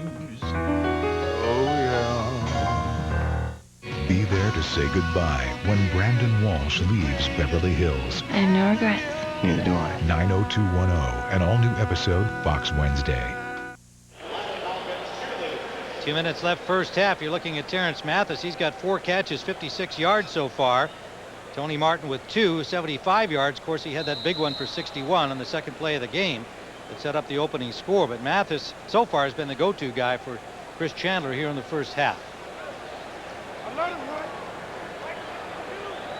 Shotgun formation on first down. 20-7, Atlanta lead. Inside handoff. Jamal Anderson gets to the 35-yard line, a pickup of 2. And of course, they're in their 2-minute offense, and Chandler gets them ready to go again. No huddle. This time they fake the handoff. Chandler, incomplete. Mathis looking for an interference call. Keith Lyle had the coverage on him, and that was close. Well, it's hard to say anything right now. It's hard for me to even try to figure it out because, as you can tell, some of the calls today have been off and on with the referees, and right there it looks like he has his hands on his back, but you know, and it's hanging on his back.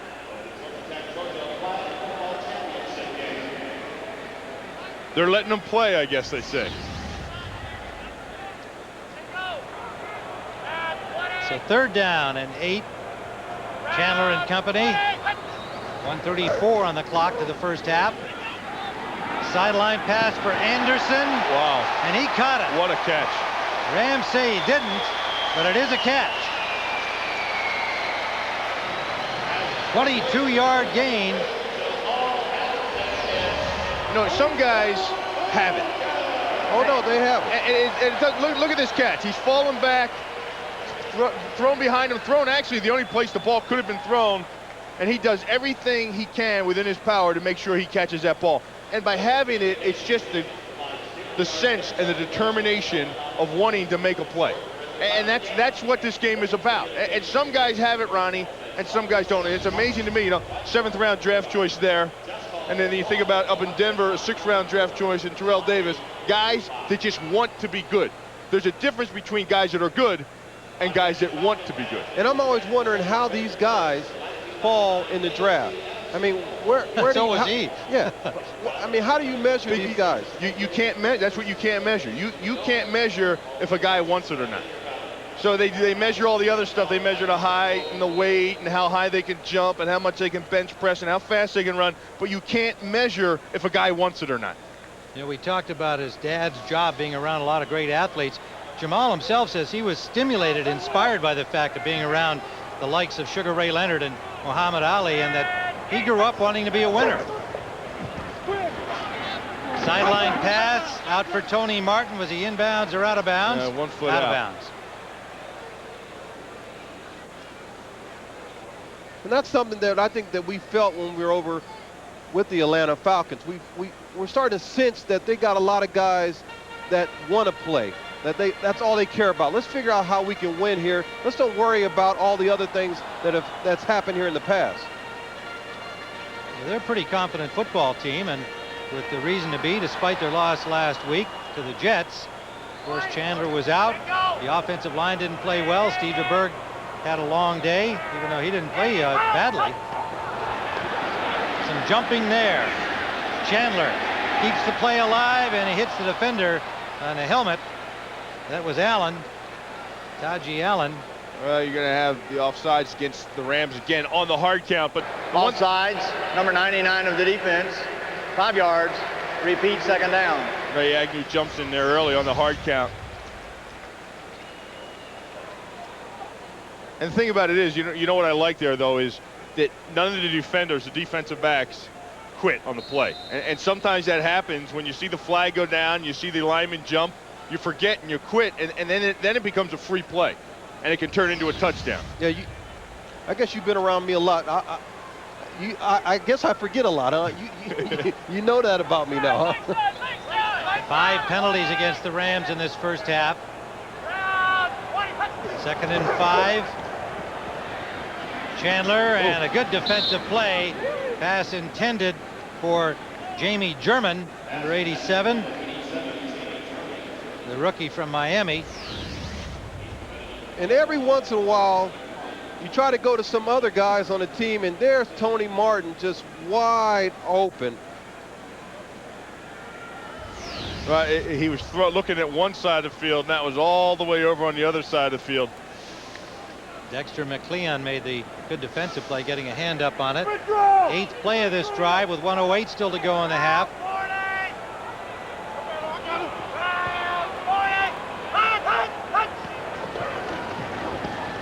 Chandler rolling right, and that is incomplete, intended for Mathis, and a flag down away from that play. That was Allen who got a hand on the ball there, but a flag off the ball. That's usually holding or illegal use of the hands. And it's holding on McNeil. No, yeah. It's holding on McNeil because he was illegal contact. Number 21 of the defense, 5 yards, automatic first down. The nickelback.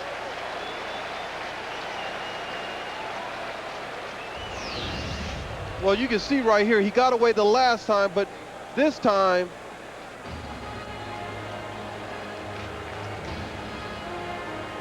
and you can see right here where he's got his hands draped all over him. Yeah, he's got his hands inside of him. And believe me, folks, that's what that referee's job is, to look at these guys. And I think sometimes they don't think that the referee's looking at him, that he's just paying attention to the ball. He's really looking and focusing on the inside defensive backs there.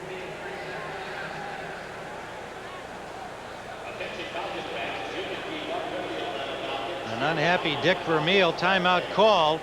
And if you joined us along the way, that guy right there has been a one-man machine here, almost literally. He's had a lot of good help, but he's been the main man for the Falcons. That's his first touchdown, a 9-yard swing pass for the score. Running the ball effectively, 12-yard touchdown run. Hurting guys on most carries, 17 touches, 116 yards for Anderson. At halftime. And Dick was upset with the call. He was yelling on the field. He wanted the officials to come over to him and explain, hey, what the heck kind of call was that? You saw him, he ran into my guy. Atlanta first down at the 34-yard line, 33 of St. Louis. The 20-7 lead. And 4 flags that time.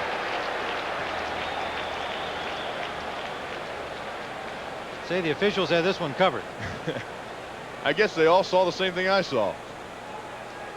Did they see the, and I guess the referee saw the same thing at the end where he pushed, DeMarco Farr pushed Chris Chandler down. Yeah. We have 2 fouls on the play.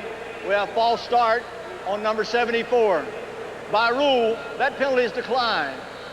We have a personal foul, unnecessary roughness, number 75. That penalty is enforced, 15 yards, automatic first down.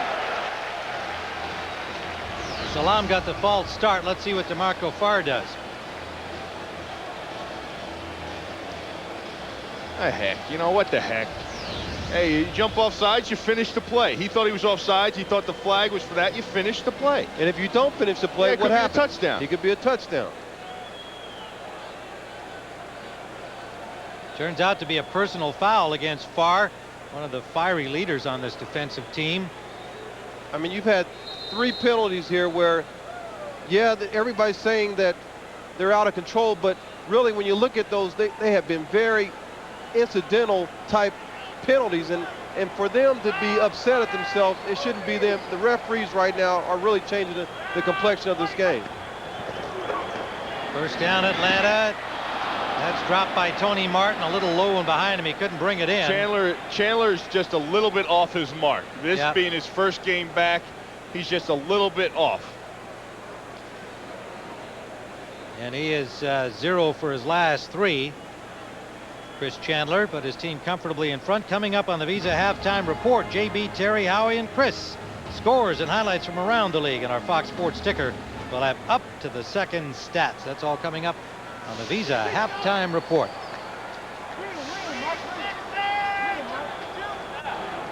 Second and 10 Atlanta. 18 of the Rams. Going to the end zone. Touchdown. Flag on the play. Tony Martin made the touchdown catch.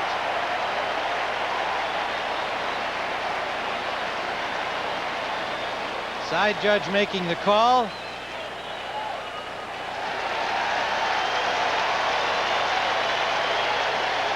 Illegal contact, number 21.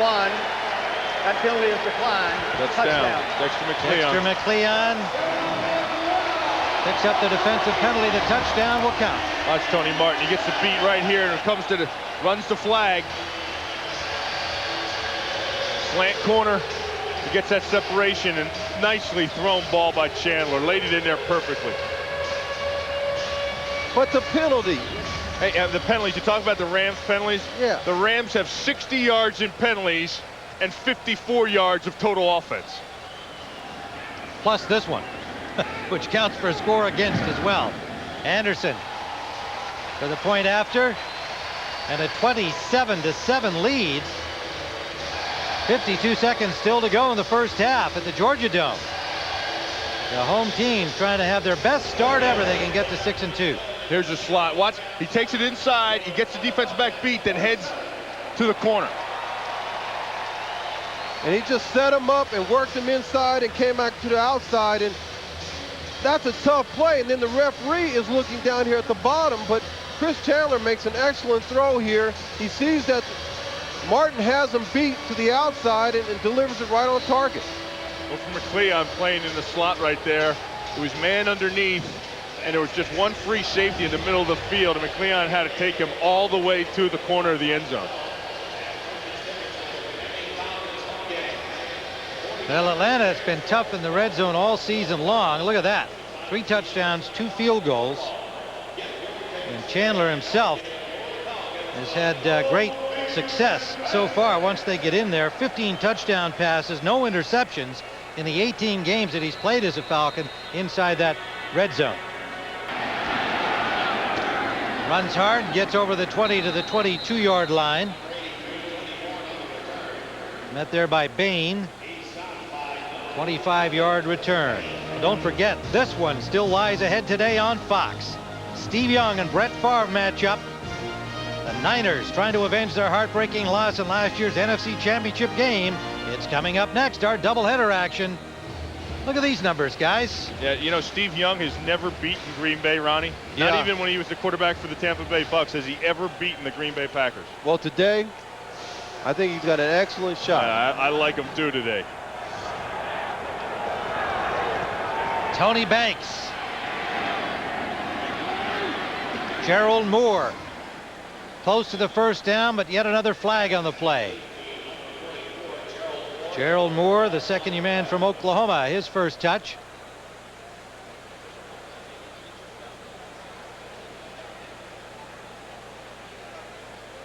It's going against the Falcons. Yeah, and Bennett's down. Cornelius Bennett, the linebacker, hurt on that play. Let's get the penalty. Illegal contact. Number 20 of the defense. Penalty is declined. Result of the play is a first down. Timeout Atlanta. For an injured player inside of 2 minutes, that's a charged timeout. Michael Booker picked up the penalty. He's starting on the right corner for Ronnie Bradford, out with a knee injury. There's Booker. We spoke with him.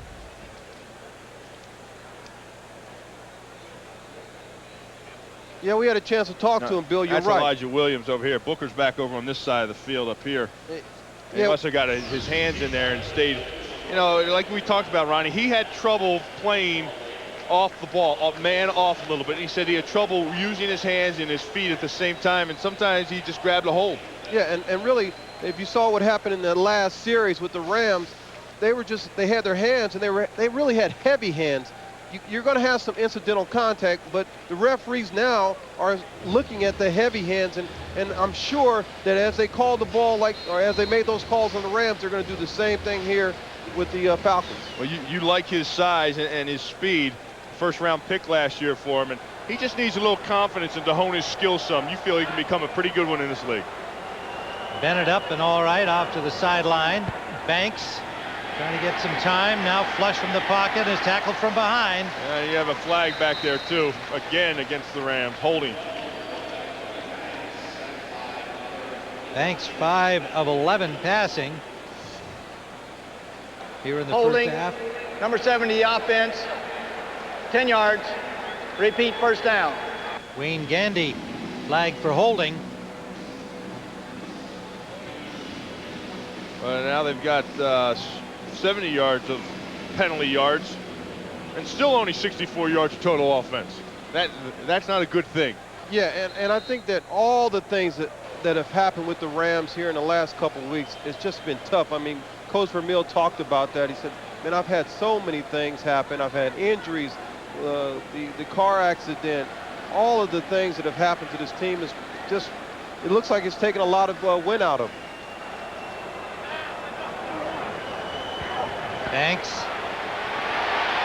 just got it away. June Henley made the catch, but he's dropped immediately after a gain of only about 5. Pressure from Chuck Smith.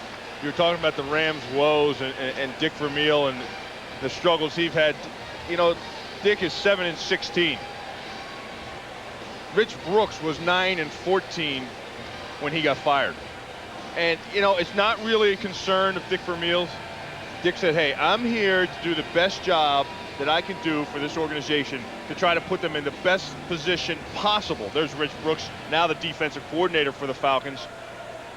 But Dick says, hey, I'm secure with myself. I'm trying to get this young quarterback to mature and get this team to play well offensively. It looks like the clock ran out on him, play clock. And that's on the quarterback. And we were just talking about it, getting him to play well. That's been a very inconsistent part for the Rams offense. Sometimes I've seen him look like one of the best quarterbacks with his talent, the way he stands in the pocket tall, has that beautiful release, and the ball comes out of there like a rocket, thrown nice. And then sometimes he looks like he's never played the position before. A lot of third-year quarterbacks look like that around this league. Screen pass. Henley gets out to the 25-yard line. He's been giving them a good effort. June Henley getting his shot for the injured Amp Lee, catching the ball and running it on a couple of occasions. Yeah, it's going to be interesting, Bill, to see when he's going to be able to develop. And we asked Coach Vermeil that question. You know, what do you think? Is it going to be his 4th year? Is it going to be his 5th year? Fifth year? And he says, you know, I just hope that he finishes strong. We think that he can finish strong this season, so we're going to look for some upside throughout the next 8 games here. Well, I think it's when you stop seeing good things happen. Now, he has enough bad things, but the other things, you see the improvements. Is he making the right reads? Is he finding the right people? As long as he keeps taking some steps forward in his development, but when that tails off or evens out and you find a spot there, then you've got to make a decision. And they're not ready to make a decision yet. And rightfully so, because what else is there out there? I'm not saying Steve Bono, but what other young quarterbacks are there out there that are playing well? What, are you going to go draft somebody else and start over again? This kid has some skills. You stick with him and you try to develop them as best you can. And for him, signaling timeout. We've determined Atlanta called the timeout first, so it's charged to Atlanta. That is Atlanta's 3rd and final timeout. And for Tony Banks, I think he needs to have a part in it too. I think football, being an NFL quarterback, has to be the #1 thing in his life. And I honestly don't believe that it is. This is the last year of his 3-year deal, and Dick Vermeil has pointed that out publicly. You know, is this a contract year? He's got to do something. If he wants to be a player, he can be rewarded. Screen pass. Henley gets up to about the 35, still short of the first down with the final second ticking off, and that'll be it for the first half. and a somewhat sparse crowd in the 71,000 capacity Georgia Dome. Those loyalists here enjoying a performance by the Falcons, who lead 27-7. They thought taking a baby T-Rex from its mother was a good idea. Computers come ever closer together. Why don't you log on and get in on the action at foxsports.com. Answer today's You Call It question. Which team will have the most penalties in the second half? Log on to foxsports.com. Give us your input. We'll return to the Georgia Dome in Atlanta for the start of the second half after this from your local Fox station. On the field and off, the most NFL info anywhere is on foxsports.com. It's a little chilly, isn't it, Steve? Oh, sorry. What am I thinking? How's that? Yeah, thank you. Better? Good. Warm. Good. Where were we? We were cold. Check. The only thing more important than your favorite receiver is your favorite card. Visa, official card of the NFL. You look great tonight. Thank you. It's everywhere you want to be. You want football? Well, we've got football. This year, Sports Illustrated wants to help you get ready for NFL 98 with the ultimate preseason package. 2 great gifts, a Riddell replica mini helmet of your choice and your favorite team's official NFL Films highlight video. Free with your paid subscription. Your Riddell replica mini helmet features the logo and colors of your favorite team. Pick a team, any team. The choice is yours. And now the fun starts. With your official NFL team video, you'll see if your team has what it takes to be great in 98. Keep putting the heat on them, man. Keep putting the heat on them. Call now. Get 54 issues of Sports Illustrated for only $1.47 an issue. Save 50% off the cover price. Use your credit card and we'll also send you a 100% cotton SI logo t-shirt free. Countdown to NFL 98 with the ultimate preseason package free from Sports Illustrated. Get into it. NFL Sunday Ticket is brought to you in part by Visa. We're on a bus with no brakes. On a one-way trip and no yielding, non-stop. And sweat drops like get gasoline dripping. Oh, my goodness. We're on a bus with no brakes. Both hands on the horn, both feet on the gas. Don't blink. Bus is already gone. Like a bus with no brakes. 2-2, yeah, beep beep. 2-2, yeah, beep beep. Atlanta trying for their 6th win in a row at home, lead the St. Louis Rams 27-7 here at the Georgia Dome. Tim Ryan, Ronnie Lott, Bill Maas here, watching a good performance by Atlanta, poor performance so far by the Rams. Let's ask the pros. Here's today's question, and it's about an Atlanta Falcon, one of those popular guys. Do you think Steve DeBerg is too old to play in the NFL, judging by his play last week, thanks to Carl Comrie, it looks like, from Lake Orion, Michigan? Too old? Not. No. I mean, you got to have a guy like that on your team. You got to have an old guy that can really settle the team down at tough times. And, yeah, he didn't do a good job last week. But, Bill, don't you like that kind of character on your team? I understand the question. He was a teammate of mine in Kansas City, and I do like his character and what he brings to a team. But I think the real question is he looked old out there. And the reason was because of the offensive line breakdown. The Jets came at them. They blitzed him like crazy. And he was back there. And then your age starts showing. You know, I thought he played not badly, actually, but you're right. He was mainly that's coming from an old guy to another old guy. At least the oldest of this group, right? Okay. But he's quite a guy. And as you say, we talked in the beginning of the game that Chris Chandler gives him a lot of credit. Says he's really my coach out there. Not only that, he is a fun guy, as both of you pointed out. He likes Halloween. Back in 1992, this is how he dressed up for Halloween. Ghost, Halloween, Galloping Ghost, Red Range. Very appropriate. That was a walkthrough when Tampa Bay played the Saints the following day.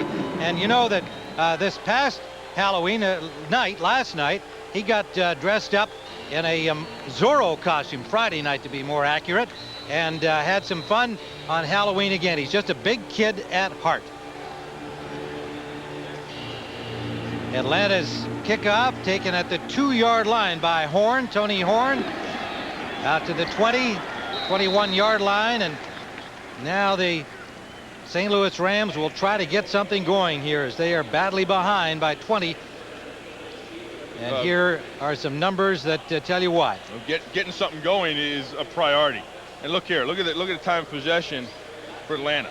Double that of the Rams, and then the total yards. They've had nothing offensively, and I think the key is because of the three guys we talked about really haven't done anything. At the top, we talked about guys that need to step up. Eddie Kennison, Ricky Prohl, Robert Holcomb. They need to make something happen.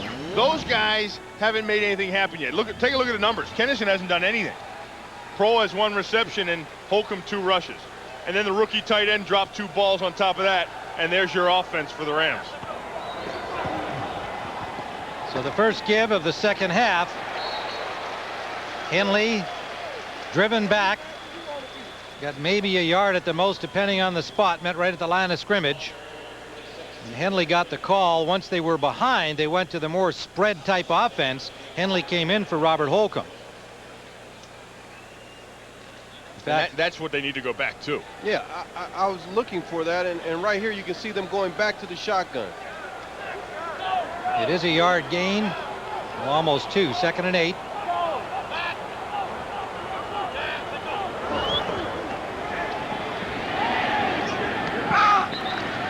And it was in and out of the hands of J.T. Thomas. Trying to be aware of the sideline. He may not have been able to catch the ball and stayed in bounds. That's catchable, Tim. That one right there was sure catchable. Was. And when you talk about trying to get going again, Bill, you got to make plays like that. Well, I think it's rule of thumb in the NFL as in baseball. If it hits your glove in baseball and you miss it, it's an error. If it hits your hands in the NFL, you should catch it. Banks 7 of 15 now. And that one nearly picked off. Intended for Prohl. Brooking, it was right in there on the coverage. And there's a flag down. Late flag came in. And it looks like an interference signal. Pass interference. Number 87 of the offense. Penalty is declined. Offensive. I was going to say, I thought there was some great coverage by Brooking, and I want you to watch right here. Here's Prohl, and watch him come back inside here and run through Brooking. Right here. Tries to push his way through to get to the ball. And they talked about Brooking, and they said that that's the one thing that they like about him, his ability to find people in zones. And right there you saw him look up the receiver. Brooking, their number 1 pick this year out of Georgia Tech, local hero. Punting situation again for the Rams, their 3rd 3 and out in 6 drives in the game so far. Kinchin, what a hit on Kinchin. Kinchin absolutely flattened at the 42-yard line. Well, Charlie Clemens just came flying in there and blew that thing up.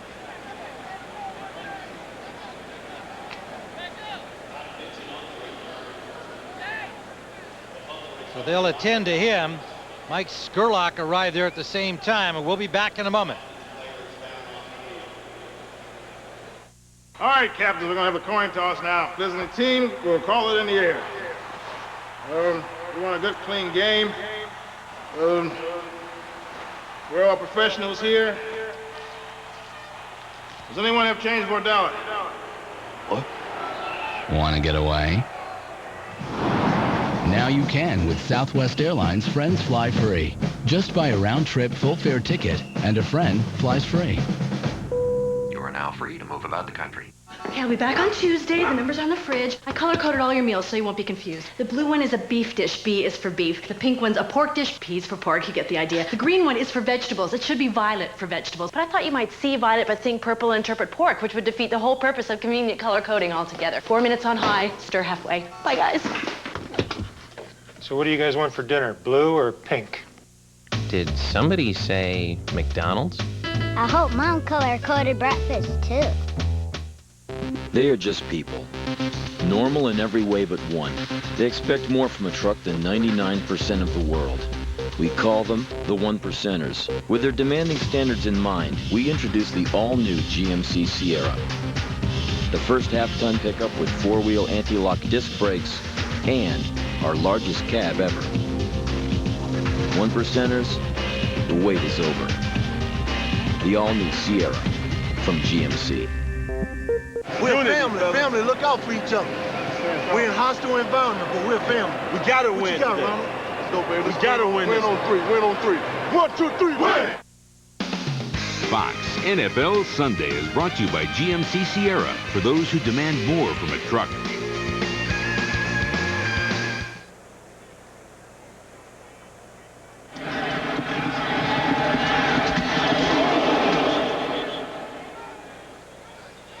Well, that was the collision on the punt return. Todd Kinchin still being attended to. And it was a pair of Rams arriving there, Skurlock and Clemens. Yeah, this is the part of the game where in special teams you see this where bodies are flying around. You see people coming at full speed. And you get into bad angles, Bill. And right there, you don't see that happen that often where two guys hit one guy at the same time. 37 is Skurlock, 56 is Charlie Clemens. And they're going to be very careful here with Todd Kinchin, giving him all of the proper attention, full medical staff out there, and make sure that this young man is okay. Now he's sitting up. That's always a good sign in the crowd here at Georgia Dome reacting to that. 7-year man from LSU, former Ram, but picked up by the Falcons from the Denver Broncos as a free agent 2 years ago. Played his college ball at New Mexico. And he is on his feet, and that is always good to see. He might not know what building he's in, but I mean, that's the great thing of football is when you see a teammate or a guy on the opposing team come over and to make sure that he's all right. And you got to play this game hard like we always have, and they always will, but don't hit his head. you can see he's got a little abrasion on his ear there, so that's where that first contact was made up high. Skurlock, who made the first contact a split second ahead of Clemens, stayed there immediately. He knew that that was like a knockout blow, and he stayed there to have a look at Kinchin and showed his concern immediately. So we're glad to see him up, and there's a signal to the crowd he's okay. That's the one thing about injuries, that all of a sudden you're not opponents anymore. Everybody's a football player. Chris Chandler in the first half, 216 yards, a pair of touchdowns. He has first down from here at the 44 of Atlanta, a 27-7 lead. Jamal Anderson. Anderson nowhere to go this time. 4 Rams meet him in the backfield. And that's another thing about special teams play. It's a tempo setter.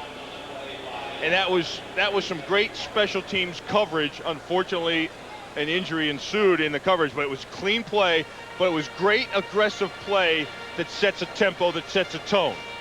And the Rams defense needs to continue that kind of tone to get the ball back to their offense and make things happen. Mike A. Jones led the charge there, the stop on Anderson. He's the linebacker. Empty backfield here. They've got 5 receivers spread across. Chandler on 2nd and 11, and to the tight end Santiago. He took another big lick and couldn't hold on.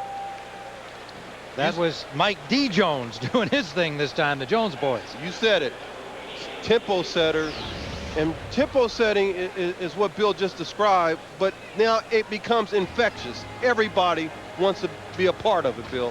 When you get a big hit, everybody wants to top that. It energizes a whole entire team.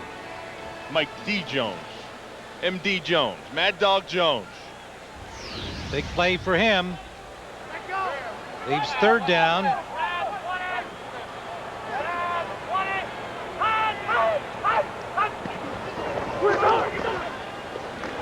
Chandler didn't see the blind side coming. Sacked at the 35. There it is. I mean, it's spreading through the team. Now, hopefully through the special teams and the defense, they hope they can carry it over to the offense and energize something. We talked to Dick Vermeil yesterday. He said, one of my guys that has to play good is 93, Kevin Carter, who has been playing well. but he needed a big day out of him today. And by that, he means pressuring the quarterback, pressuring Chandler. Kennison back to receive the punt. Straczynski's first punt of the day, and it's a dandy. Fair catch signaled back at the 13-yard line. And that's where the Rams will start after that 53-yarder by Straczynski when we return. Do you ask more from a truck than 99% of those around you? Then you are what we call a one-percenter. With your demanding standards in mind, we submit the more powerful all-new GMC Sierra. Completely redesigned with a revolutionary towing system and our largest cab ever. One-percenters, your time has come. The all-new Sierra from GMC.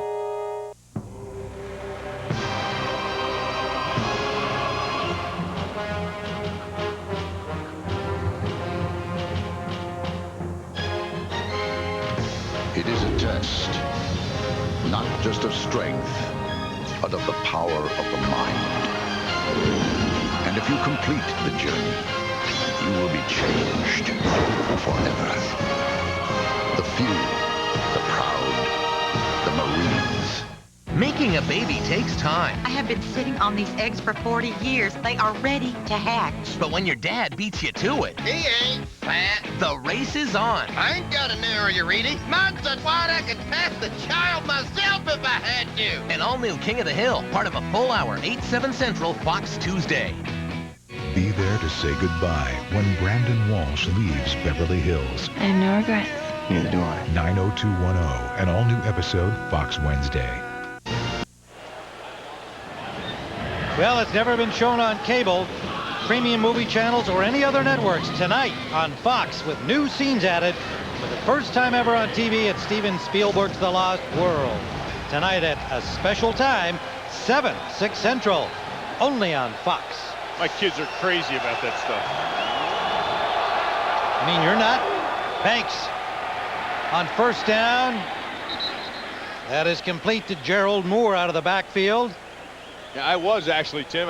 They conned me into taking them to the Jurassic Park ride. They conned you. Yeah, I had to go on that ride, and you drop and you fall 80 feet straight down. Woof. They conned you. I went on it 3 times. Right. There's the truth. You saw Banks rubbing his leg, taking a hit after he delivered the last pass. That one's complete, and a first down, Rams to the 30-yard line. And Banks hit hard again.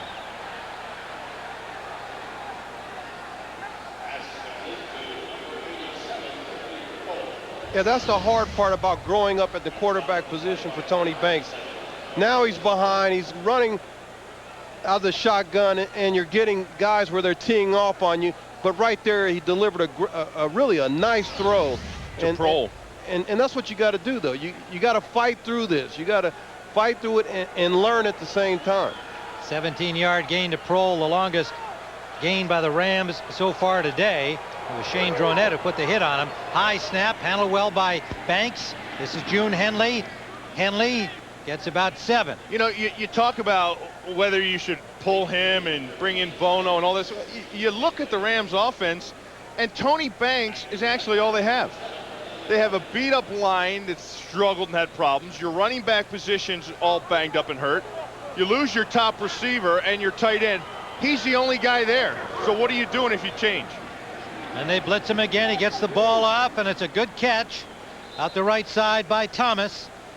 And another Rams first down, 11-yard pickup on the play. So Banks hanging in there, knowing that these blitzes are coming in this position in the game. Down 27-7. Good pass to Thomas. Ball now at the 48. Inside handoff. That's Henley. The ball came loose. Sure did. And when you look for somebody to change the tempo, you go to a veteran. You go to a veteran, and he makes the play. And Eugene Robinson, who left the Green Bay Packers, understands how to change momentum. They brought him here for this veteran leadership, and that's really what you get on this play right here. putting the hat right on the ball. So the turnover, costly as usual for the Rams. And Atlanta gets the ball back. They'll spot it at the 45-yard line of Atlanta. Eugene Robinson prying the ball loose with a good hit right on the ball, being carried by June Henley.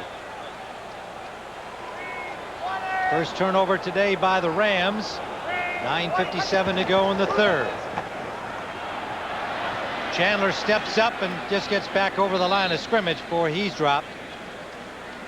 Now for an NFL update, let's go to JB. Tim, Bill, and Ronnie, good ball game in Tampa Bay. Take a look at Minnesota. Take back to Tim, Bill, and Ronnie. Well, that's a good one. It's just good to see the Buccaneers showing some offense again, especially against the unbeaten Vikes. Now if we could get some here from the Rams. On second down, Jamal Anderson.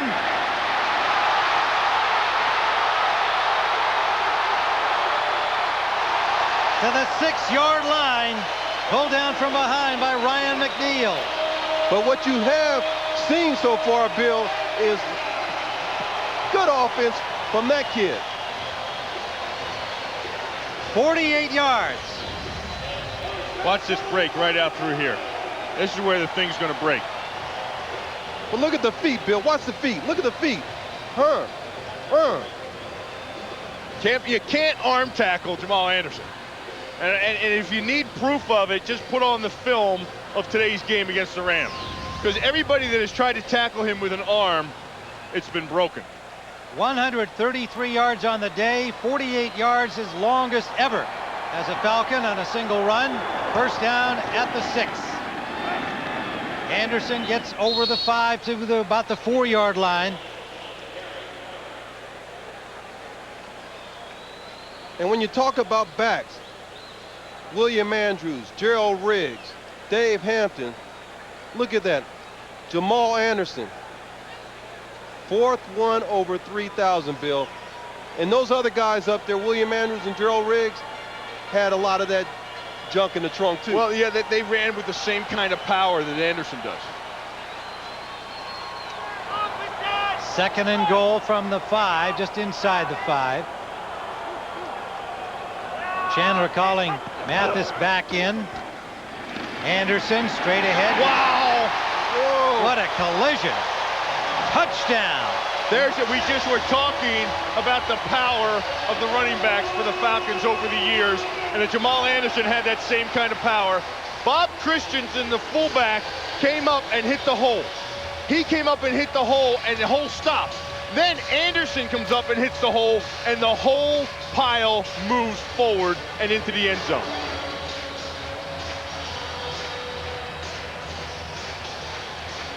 Three touchdowns today for Jamal Anderson. 2 on the ground, 1 in the air. Morton Anderson has the point after. And watch Jamal Anderson drive the pile literally into the end zone.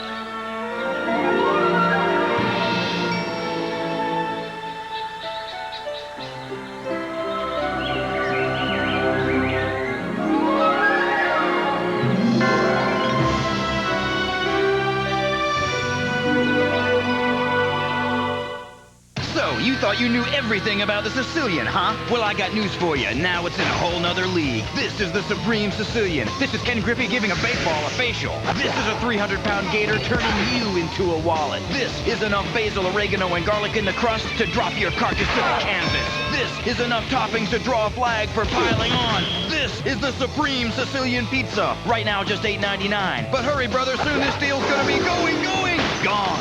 Pizza Hut, the best pizzas under one roof. Do you fear the force of the wind, the slash of the rain? Go face them and fight them. Be savage again. Rain coming down. The field will be wet. Excitement electrifies us, and victory spikes the air. You'll grow ragged and weary and wet. This is when the big dogs come out. In driving rain, pro football is played. You're Kim Basinger. It's Basinger. It's a blockbuster event starring Kim Basinger, Alec Baldwin, and Ron Howard. And all new Simpsons at 8/7 Central next Sunday.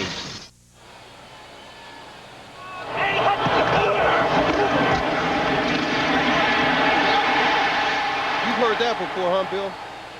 I've heard it, and it's a sound when you're getting beat. Because when it's a rumble kind of sound, then you're getting beat. When it's a crack, your defense is hitting somebody. Anderson's kickoff down to the 3-yard line. Tony Horn almost had a crack. Good second effort by Horn out to the 29-yard line. Look at this touchdown run, and look at it from the side. Look at it from the side shot. Now, I want you to watch how it's got a little bow in here, and then when Anderson hits the hole, I want you to watch it go this way. Okay, there's a little bow, okay? Now watch it. Now watch this thing move. Boom. Now it's going this way. That is power. And that's Jamal Anderson. And look, everybody's laying down here in a pool of bodies, and Anderson gets up and does a little dance. He still has a lot left, Ronnie. They said feel the power. That's it. The NFL talks about, feel the power. On first down, Tony Banks connects to the tight end, and Williams, the rookie, makes his first catch. Roland Williams. He said he had only 8 catches as a senior at Syracuse. And he gets a catch here for the Rams. Jesse Tuggle walks off the field, and Bookings comes in.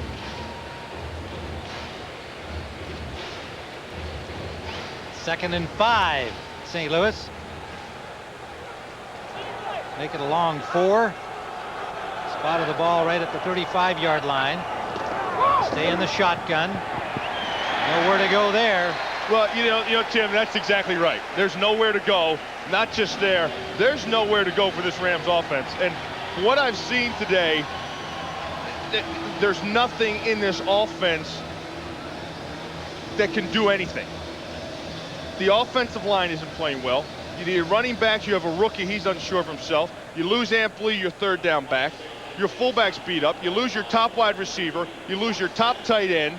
And Eddie Kennison might as well be on the bench because he has been a non-factor in this game and pretty much a non-factor all season. Rams are 0 for 6 trying to convert on third down. Banks, and that one behind Ricky Prohl. Yeah, you know, unfortunately, when your offense struggles and your team struggles, the burden usually comes down on the quarterback and the head coach. Now, Dick Vermeil can't be criticized for anything that's going on the field. But he might be able to be criticized for some of the picks and some of the people he has there if he had a part in it. And Tony Banks can't be criticized as for his part of what's going on the field because he has no help around him at all. Terrence virtually under his own power. Mathis got just to the 27. And when you think of all the things that Bill just talked about, but you still got one guy, you still have the Bammer that understands how to get it done.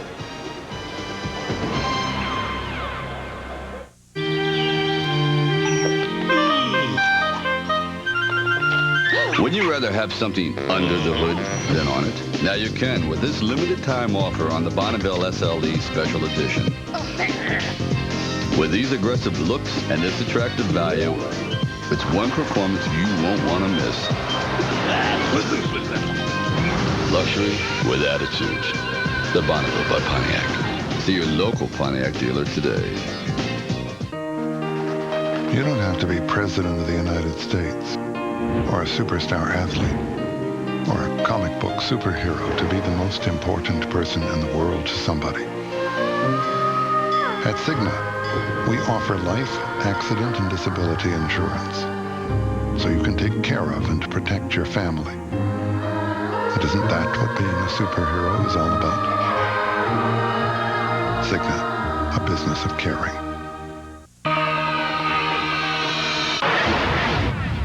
There are other ways to get to work, but nah.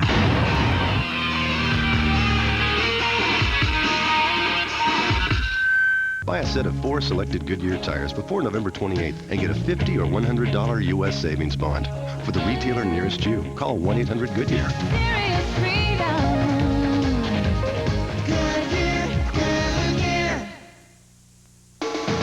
Fox NFL Sunday is brought to you by Southwest Airlines, proud sponsor of the NFL and official airline of the Super Bowl. By Primestar Satellite TV, Primestar, it's that good. By Cigna, a business of caring. And by Pizza Hut, home of the Sicilian pizza, back with a blast. We're back at the Georgia Dome with the Falcons in control, 34-7, 5:41 to go in the third. A victory today would give them their best start ever in the history of their franchise at 6-2. They seem to be well on the way to that. Jamal Anderson has been the horse today. The 26-year-old played his college football at the University of Utah in Salt Lake City. California native. Has had just an absolutely brilliant afternoon. You know, they were questioning the offensive line here of the Atlanta Falcons last week, primarily because of all the blitzes that the Jets came at Steve Berg with. But today, they've really controlled the defensive line of the Rams, both on the run and from the pass. 2nd and 5 at the 32-yard line. Atlanta. Anderson again. He's got that little deceiving burst. When he gets through the hole, he's got some gas there to pick up his acceleration. A 14-yard gain. Well, the gas was there, and he's able to use it because I want you to watch. They pull the guard Williams around here, and then watch the lead block right over here. Here comes Christian. Watch Christian right here. Look at him. Boom. He springs that thing open. Yeah, and what happens, the secondary, you want to see the lineman stopping that guy. You want to see the lineman slowing him down, and right now, I've seen nothing but Anderson going forward. That's it. First down at the 45-yard line. Again behind Christian, and another big hole. And a first down to the 40 of Los Angeles, of the St. Louis Rams. And let's check in on that Giants game with JB. Tim and Giants have closed the gap. Take a look. Danny Cannell out of the I formation. I kill your stop and go move on Darrell Green. Still good coverage, but a great pass. Giants now trailing 21-14. Tim Ryan, Hall of Fame candidate Bill Moss, and a surefire first-timer when he's eligible, Ronnie Lott. Thanks, JB. And you're the Hall of Fame guy back there, JB. No kidding. You're Hall of Fame because you have to deal with those other 3 guys. Yeah, that's right. He gets a quick entrance right into the hall. It's Harold Green, his first carry. Yet another former Ram. We mentioned Todd Kinchin, former Ram. Harold Green gets a carry as Jamal Anderson has now reached 172 yards, a career high. That's unbelievable. A well-deserved little rest. What a day for Jamal Anderson. And really for the entire offensive line and Bob Christian, the fullback. And they were challenged, Bill. They were challenged by Dan Reeves, Art Shell, the offensive line coach. They were challenged and they responded. They got whipped last week by the Jets, but they played with an awful lot of confidence in this first half to take the lead, and they're the bosses now. Green again. Green gets inside the 35 to the 33.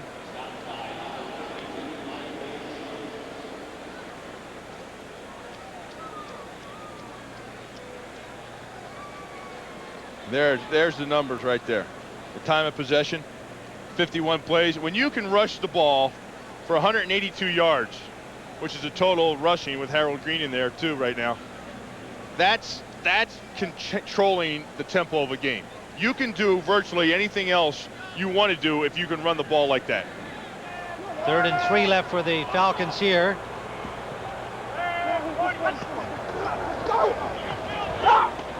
Chandler up the middle, complete to the tight end Santiago. Shakes one tackle and gets inside the 15. And when I say you can do anything you want when you rush the ball like that, that's what I'm talking about. Then you can get the tight end involved. You get some play action going. You can get downfield. Because the safeties don't know what the heck to do. They don't know where to come, what to do, whether to come up with support, whether to get back into coverage. Well, what potential this guy's got. He can run some. 6'7", 267-pounder. In just his second year, and the coaching staff saying, you know, he's still got a lot to learn. Out of Kent State, not exactly one of the big power schools in the country. High school football in Canada, not exactly a hotbed. But what potential.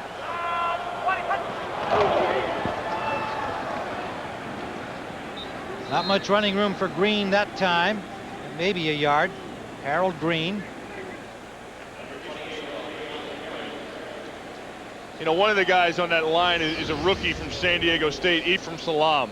He's number 74 right here. He tries to get the scoop block on Kevin Carter, and you're going to watch him get pushed back here. He gets pushed back, and Carter makes the play in the backfield. Now, Salam is a big guy. 6'7". They want him to put on more weight. They want him to become stronger. He's not a very strong guy, but he is a guy that has some great feet and some great athletic ability, and he couldn't be a heck of an offensive tackle in this league. Slot formation to the left. Harold Green cuts it back to the right. Gets a couple of more. Yeah, you talked about good feet and the Hall of Famer, Art Shell. And not only did he have good feet, but that's what you're looking for, and that's what Art's trying to find. Roman Pfeiffer on the tackle for the Rams. There's Art Shell. And at the end of the third quarter, the score, the Falcons 34, the Rams 7. Fox NFL Sunday continues after this. Uh-oh, spaghetti nose, and all new Guinness Fox Tuesday. It's not easy being Damon's. You know, the place for ribs. Every time we turn around, we're being challenged. Their ribs against ours. But hey, we're always willing to engage in a little friendly competition because all we have to do to come out on top is follow our recipe. So come on, the next time you're in the mood for award-winning ribs, the first and only place to think of is Damon's, the place for ribs. Get hip to Damon's swinging combos. 3 cops. I need some backup. Come on. Police. 1 woman. And a murder. I didn't kill nobody! That became a mystery. There's something wrong with the night owl. I just can't prove it. I just want to solve this thing, even if it means paying the consequences. L.A. Confidential. L.A. Confidential premieres November 7th at 8 Eastern and Pacific. Subscribe to HBO now. Welcome back to the MBNA Visa All-Star Game. These cards are amazing, and the fans love them. Yeah, and who wouldn't? I mean, with stats like no annual fee and a low introductory annual percentage rate. Join the team today by calling 1-800-NFL-9919 and get an officially licensed NFL team duffel bag free after the first use of your new NFL Visa card. NFL Team Visa cards take you where the action is. Call 1-800-NFL-9919 today to receive your free NFL duffel bag. NFL Sunday Ticket is brought to you in part by Damon's Clubhouse Restaurants. We're back at the Georgia Dome. Atlanta on top 34-7. They've been a big play team this season. En route to their 5-2 mark and apparently headed to make it 6-2. And they had a big play on the second play of the game, the pass to Martin. And the rest of the time, it's been all this young man, Jamal Anderson, 172 yards. In the 5 wins they have thus far in the season, he has 20 or more carries. Now he'll be over that today, and it'll be their 6th win. Chandler for Martin. Oh, off his fingertips. Tony Martin couldn't hold on in the end zone. Well, there's a reason. See, he dropped that on purpose. Could you Sure explain he that? did. Yeah, well, he dropped it on purpose because, see, last week there was a confrontation that they thought the San Francisco 49ers were passing the ball and putting up too many points on them late in the game. Okay, I'm following. And Jerry Rome kind of went after Marty Morningwig, the offensive coordinator. So they don't want that to happen again. Yeah, okay, but there's a whole quarter to go here. Yeah, well, that's why they dropped. They don't want to run. They just want to make sure that it's there in case they have it for later. Okay, I got you. I'm with you now. Okay, Anderson for the field goal from the 20th to 29-yard try, and it's blocked. DeMarco Farr. Well, there's a guy with no quit. DeMarco Farr, one of the leaders on defense here on the specials, comes through to block the field goal try by Anderson. I mean, They come right over Gene Williams.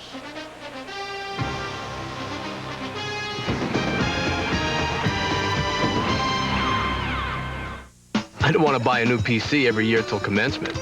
I needed one that would keep up with them.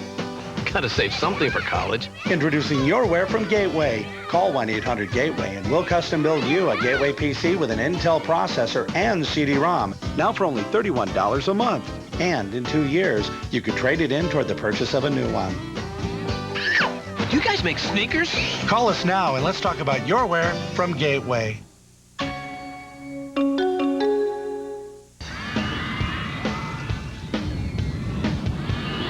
Introducing the all-new Grand Am GT. Its solid form design provides a stronger body structure, so you can have the ride of your life with fewer vibrations. Excitement, well built. The all-new Grand Am GT by Pontiac. Earlier this year, the Fox NFL Sunday pregame team boarded a blimp that would become their home for the season. There have been unexpected guests. All due speed, Mr. Long. As well as some unwelcomed ones. Take me to St. Louis. But the guys have overcome adversity. Who's driving this thing? And made it to next week's destination. Big D, where they'll broadcast live from Texas Stadium. Fox NFL Sunday. Coverage begins next week at noon Eastern, 9 Pacific.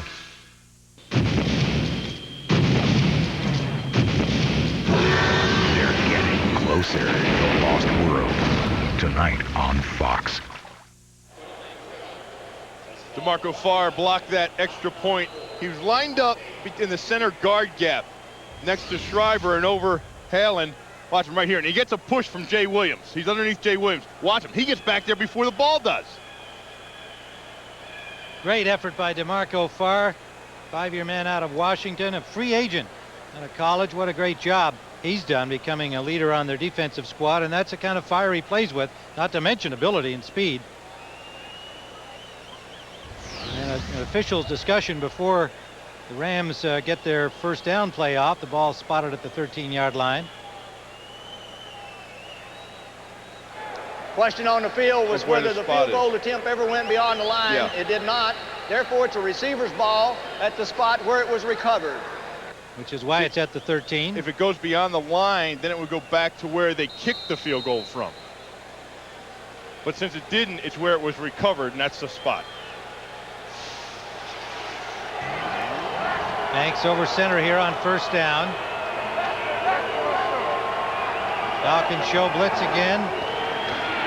Banks out to Prohl, and Prohl has the first down to the 25-yard line. Let's check in on the Detroit Lions game with an update from JB. Tim, take a look at Detroit getting back into it. Power formation down there at the goal line. Who gets it? Tommy Vardell bulls his way across. Second effort. Two-point conversion is missed, so Detroit holding to a 1-point lead. Many of you will see Steve Young guiding the 49ers in Green Bay against the Packers. Great quarterback, great broadcaster, Pat Summerall. Back to Tim Ryan. Thanks, JB. It is a first down for the Rams. They've been rare today from their 25-yard line. Rookie receiver Hakeem is in. They go to him, his first catch, and down the sideline and out of bounds, but a first down. Azahir Hakeem. Dick Vermeil talked about this situation. He said, you know, unfortunately, they do some good things out of spread. When they spread the field out and they spread the receivers out wide and they get into their passing attack. But he said, unfortunately, those good things have come because we've always been behind. Hakeem, the rookie from San Diego State. The fans in St. Louis have wanted to see some of this kid in action. He's got great speed. Of course, with Bruce out of there, they need that.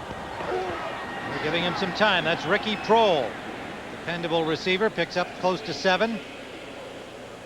And really, when you look at this, you're saying, well, yeah, they're getting open, but Atlanta's running a zone defense, and it's a bend but don't break, and they're trying to keep everything away from the sidelines in the middle of the field, and Tony Banks is taking advantage of that and hitting his receivers right in the middle.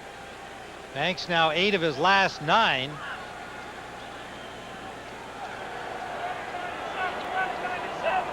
Second and 4.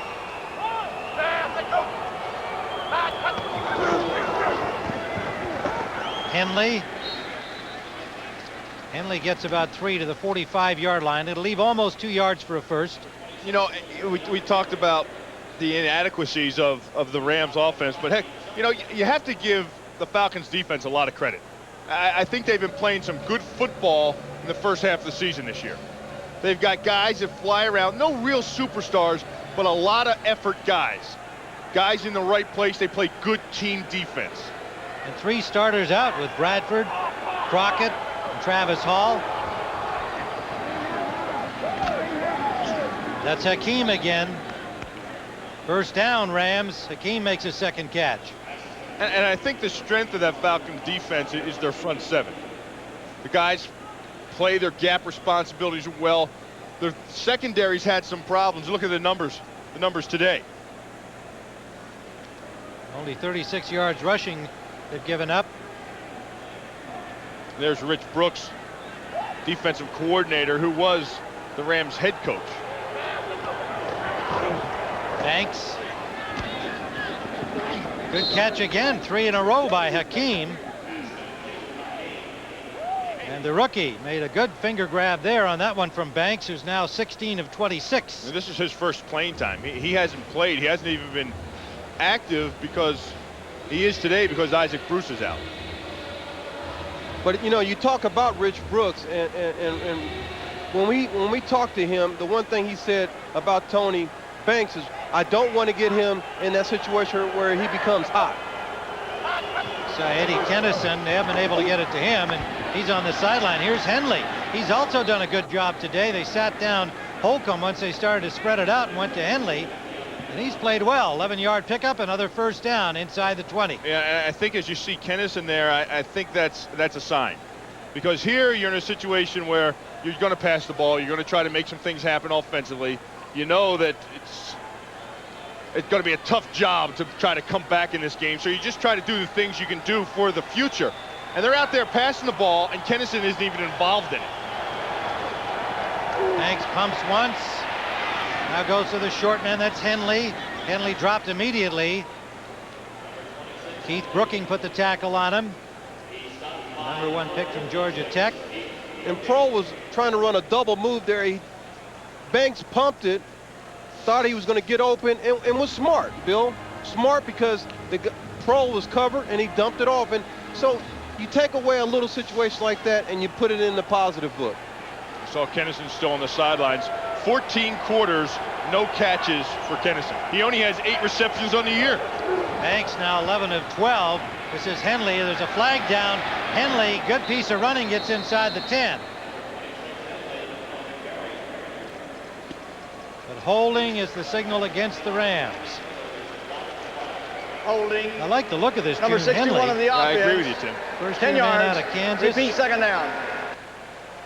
We said earlier that he's the all-time rusher. That's ahead of a guy by the name of Gale Sayers.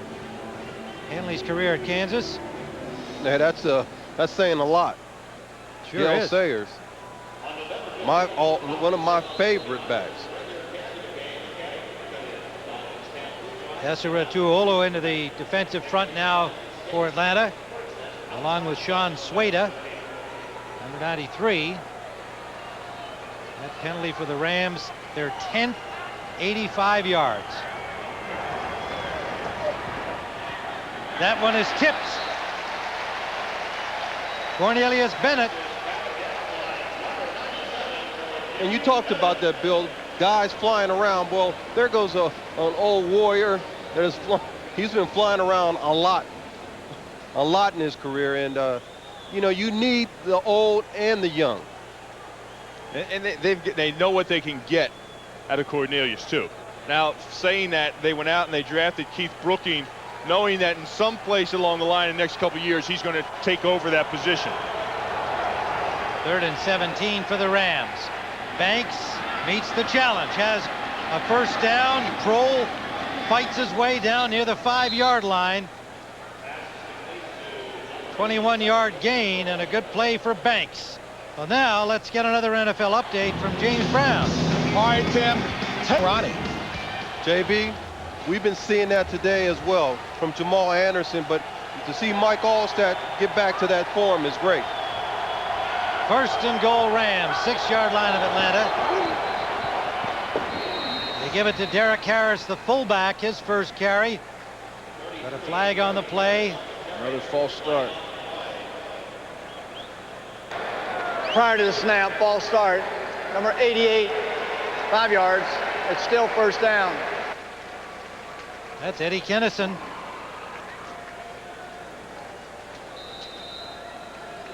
Maybe a little anxious to get himself into this, do something.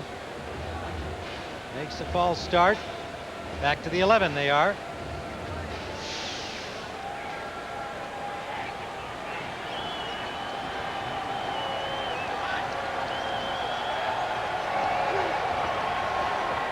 Banks sings it out for Kroll, couldn't hold on.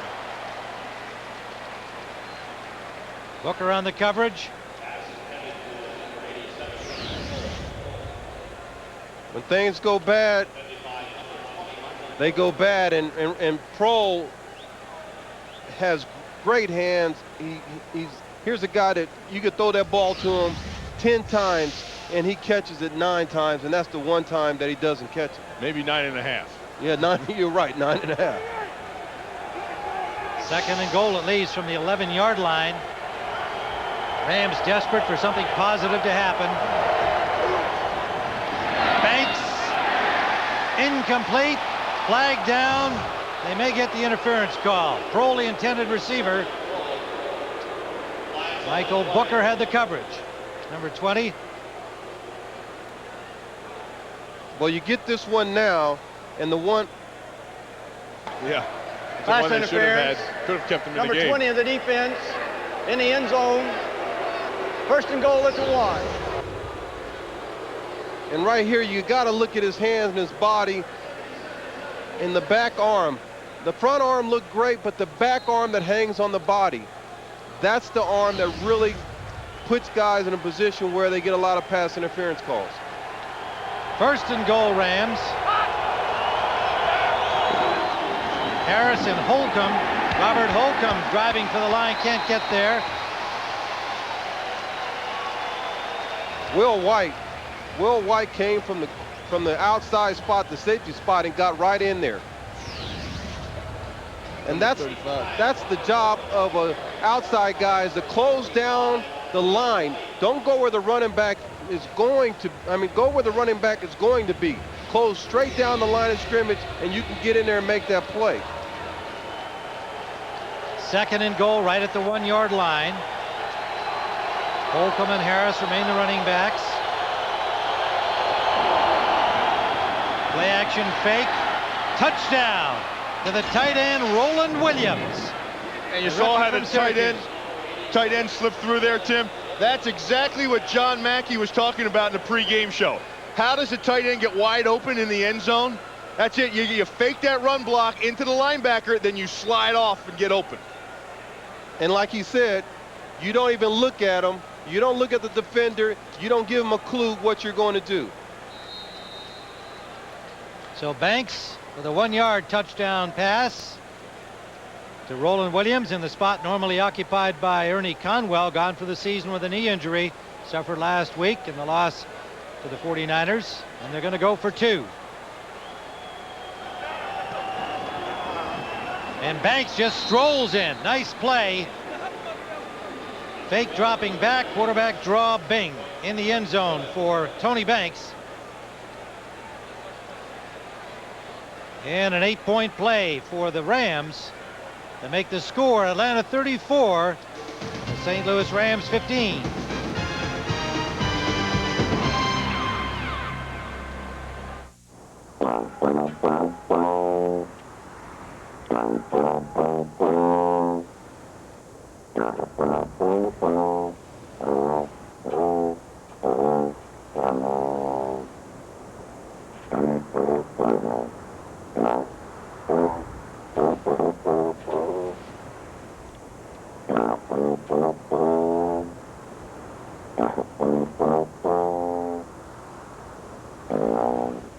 This is a school where the toughest courses are the most popular. Lectures are a joy, and no one ever cuts class. This renowned institution is the Nicholas Flick Golf School.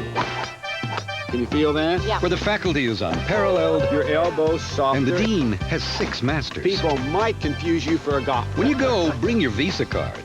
Because at the Nicholas Flick Golf School, they don't take American Express. You've done your homework. Visa, it's everywhere you want to be.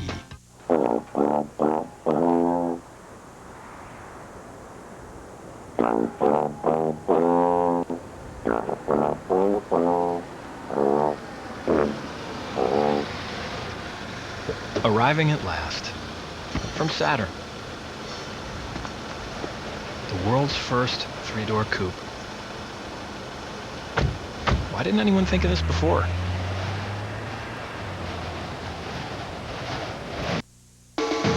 Fox NFL Sunday is brought to you by Saturn, makers of the world's first 3-door coupe. Why didn't anyone think of this before? By Goodyear, innovators of run-flat technology. By Gateway, let's talk about your gateway. And by First Union, your guide to the financial world.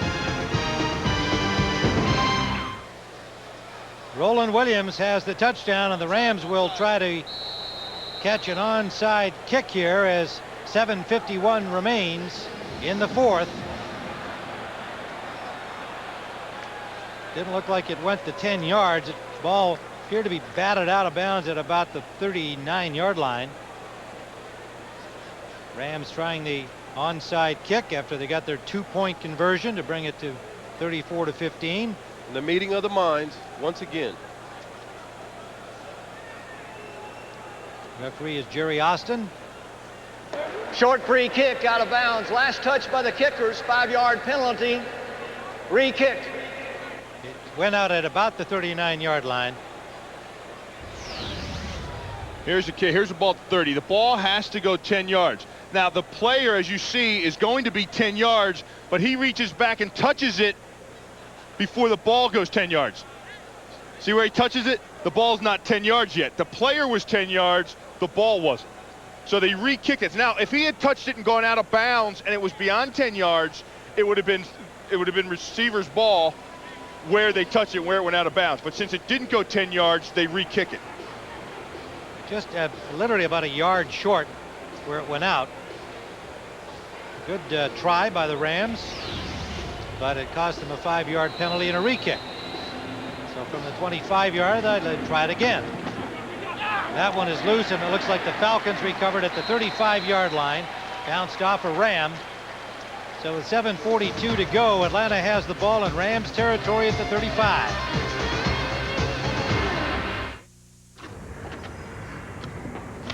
Let's jump.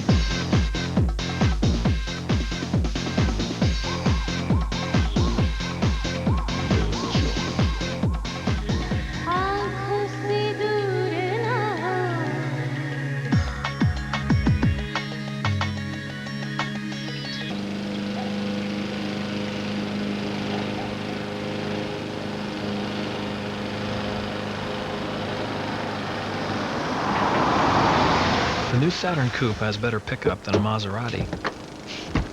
After a Little League game, anyway. The world's first 3-door coupe. From Saturn.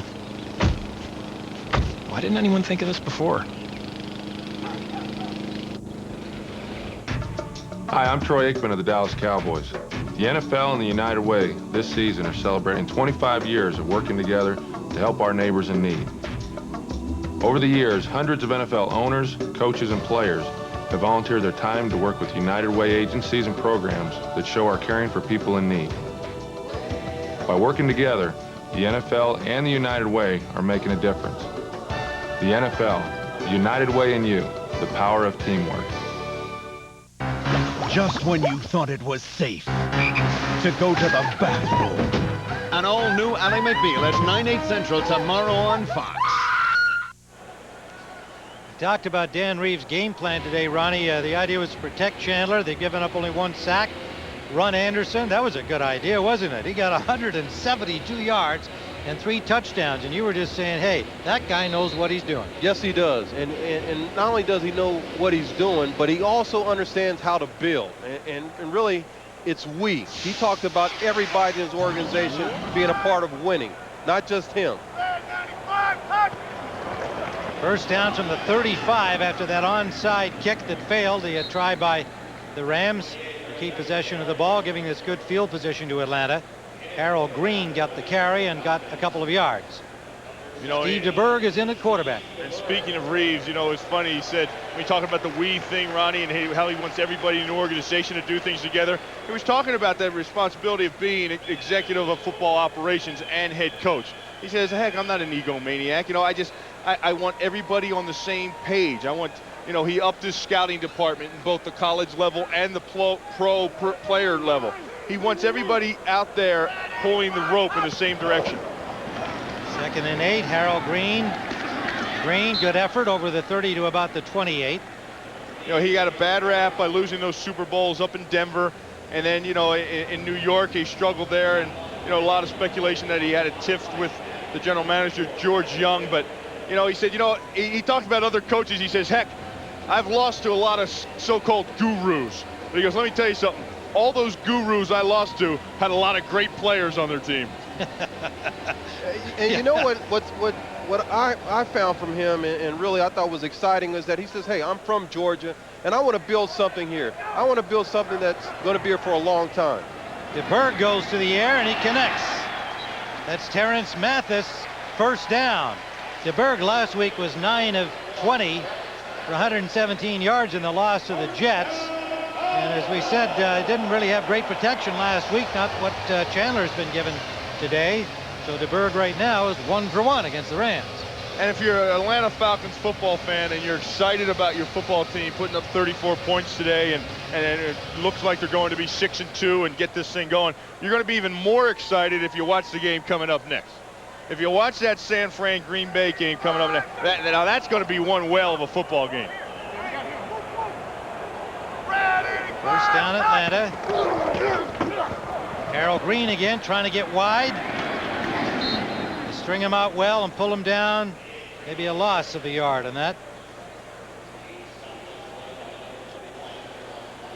What do you think of these numbers here now? Who would you pick? Just looking at the numbers. Well, yeah, I've got to go with San Francisco right now. And it doesn't have anything to do with Green Bay struggling or they're a different team. I just think the health of the 49ers right now is the best that they've ever been. I think Steve Young's playing the best he's ever played in his career. The 3 wide receivers that they have are just quality football players. Terrell Owens may be one of the best receivers in the entire league. And Garrison Hurst is healthy to top it off. I don't know if Ronnie is disqualified as a former 49er or not for making his pick here. But he can go for it. Green again gets to the 20-yard line. Got back 2 yards.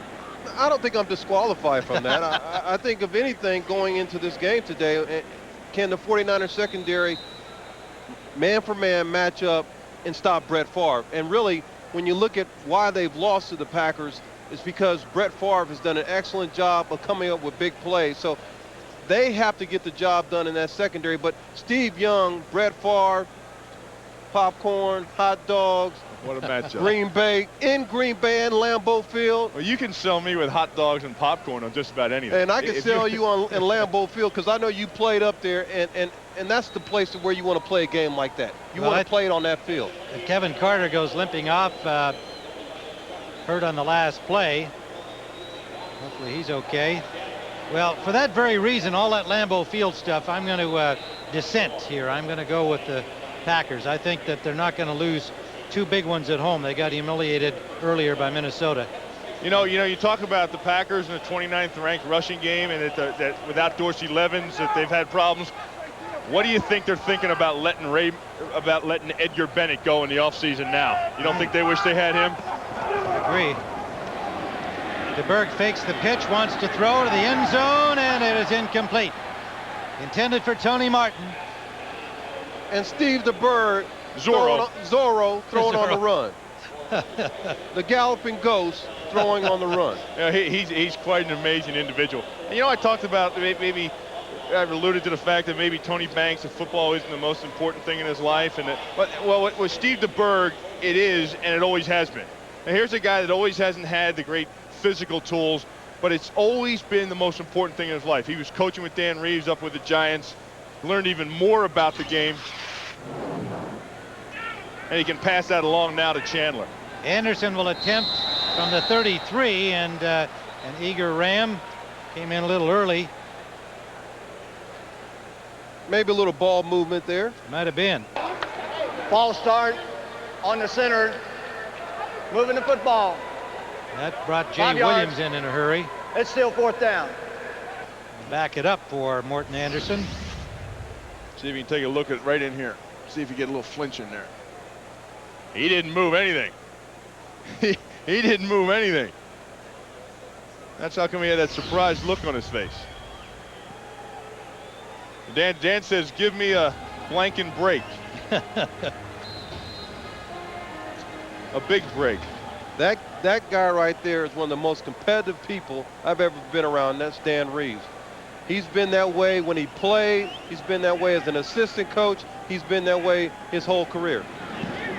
Anderson with 2 field goals to his credit already today, has another from 43 yards out. Morton Anderson, one of the all-time greats. 3 for 4 today. The other one was blocked. Dan, you look good. Lost weight? Cut the act, Phil. I need to tell management what's happening with our website. Okay. In terms they can understand.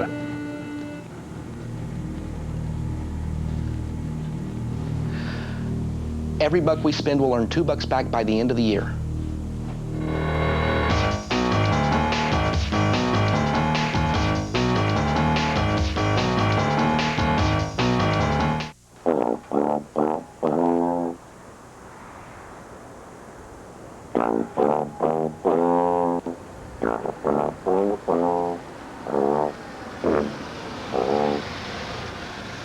Arriving at last from Saturn.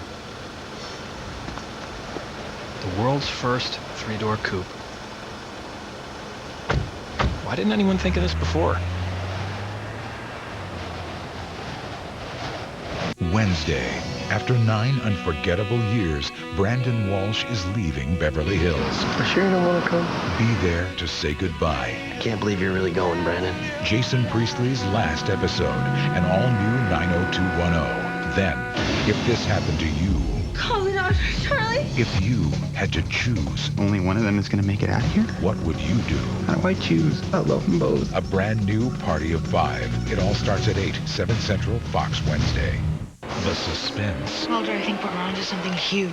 must be killing you. The X-Files. The new season begins Sunday, November 8th on Fox. Well, we're going to give this victory to Atlanta in the standings here in the NFC West. And they're at 6-2. And the 49ers, of course, huge game upcoming here on Fox against Green Bay. And the two meet right here at the Georgia Dome 2 weeks from now. Atlanta has New England next week in between. So a couple of real tough ones coming up. And that's why Dan Reeves felt this game was hugely important.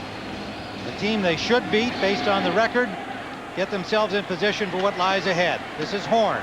Tony Horn brought down at about the 22-yard line by Elijah Williams. And the Rams will start from there with 3:50 remaining when we return.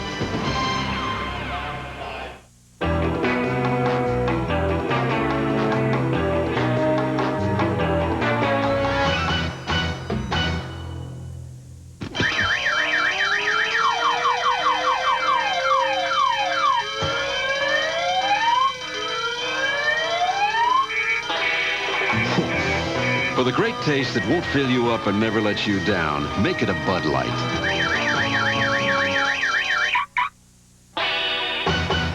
You are my sunshine. Go for it, Ben.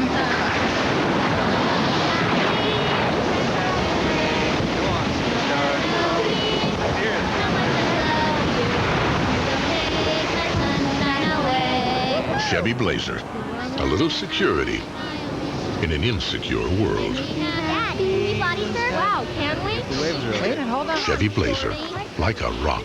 Everybody help me something. I'll race you to the beach. You're not gonna beat me. Hey, don't go in the water. Yo, they used to say every day, you so fat they orbit you. You so fat your belly button's a pool. Every day they used to say. Now, you the fat that starts with a P. P-H. That's a PhD, yo. And cool and tough and all that. You so fat they take you on double, kid. So fat cat you worth the trouble. That fat. The kind that matters. And you don't mind you getting fatter. Hank hits Vegas to find his dad, Cotton. 8 topless bars and no cotton. My lap cannot take any more. A high-rolling new King of the Hill Tuesday. Tampa Bay defeated Minnesota by 3, so look at Minnesota now at 7-1, and Green Bay right behind with that game upcoming here on Fox against the Niners. Bigger than it was even moments ago. Well, they can make up a lot of ground. Boy, can they ever. Tony Banks now 20 of 32, 188 yards and a touchdown. So he's come back well to do his job, starting in such a huge hole, and he's complete there to Gerald Moore out of the backfield. You know, talking about that, Tim, don't think that the guys in the locker room up in Green Bay don't take note of that. I mean, you can really change the whole attitude of a team just with something like that. Everybody realizes, wow, we can make, now all the intensity raises another notch. Banks gets some time, deep sideline is caught by Kennison, and it is complete inbounds for a first down. That was a big time throw right there. Big time throw, and out all the way across the football field. So when you look at the skills that we've talked about, especially with Tony Banks, you can see why Dick Vermeil is so high on the kid. First catch by Kennison today. Yeah, that's a tough throw. And Banks has been, he's been sharp here, and you pointed out obviously correctly, Ronnie, that, you know, the Falcons are playing softer now with their huge lead, mainly zone and so on, but nonetheless, he's been accurate. He's finding the open receivers, done a good job, having to start from so far back. And that one just off the fingertips. There'll be a call here. 3 flags down. The pass intended for Prohl. Holding on Fuller, I believe.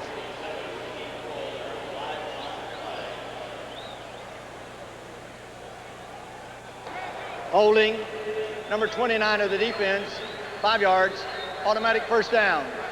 Randy Fuller in the nickel package. Watch him get a hand right here. As he goes by him, he starts pulling that arm in to get him turned around, so to help him close. Ronnie, that's just being lackadaisical as a defensive back. Anytime you've got to use your hands, you start using your hands to help you out instead of using your feet. It's just you're just getting lazy. That's right. Your eyes and your feet are the 2 things that are so important in playing the game of football, and really in any sport. But if you use your hands, basketball, you can't hand check. Right here, you can't hand check. First down, Banks is sacked. 3 Falcons nail him. Back to the 45-yard line of the Rams. That play right there, and you run fake, that's tough. That's tough to run fake when you know that the guys are not going to honor the run fake. I'll tell you, Atlanta's defense is really going to shoot up in the rankings after this game. Craig Sauer got the sack with help from friends. They spot the ball at the 47-yard line. And again, pressure on Banks, gets it off. A sidearm pass to Gerald Moore, and Moore with a good effort gets all the way inside the 40, a 14-yard pickup.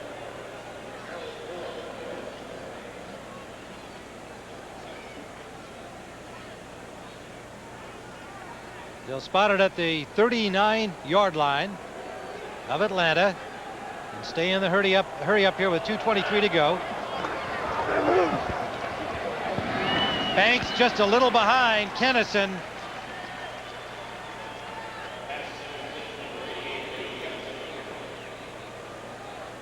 And this is tough right here to be in this situation because you're trying to play soft defense. You don't want to give up the big play, Bill, but we've been in this spot, both of us, where we're sitting there, you're trying to not let them drive down the field. You know that they're going to get yardage, but yet you got to come up with the play. Well, I think the thing is here is that you have a comfortable lead and you still had a half of a game to play, and you really have to be disciplined for the next games. Now there's an effort there, flying up to knock it down, Randy Fuller, who just had picked up the penalty 2 plays ago. He leaps high and bats down that pass from Banks. When you have to go to New England and then San Francisco comes in here in your next 2 games, it's really important that you stay disciplined in the little things you do. You know, we talked about getting lazy and using your hands and not your feet, and the gap control and the responsibilities. You can't get lax out there, not because of the fact of a letdown for a comeback in this game, but it's for the next weeks to come. That's true, Bill. The true professionals, the true champions play every game, play every play. You do that, you play everything the same. Right. So the Rams turn the ball over. Atlanta first down at their own 38-yard line. 2:11 to go just to wind it up here en route to their 6th victory, the best start ever for the Atlanta Falcons at 6-2. They're in the thick of it in the NFC West. That big showdown game upcoming 2 weeks from now. We talked about whether the 49ers can beat the Packers in Green Bay. What chance, now that you guys have watched the Falcons so closely, when we come back from the 2-minute warning, do you give the Falcons against the 49ers in 2 weeks? We'll be right back.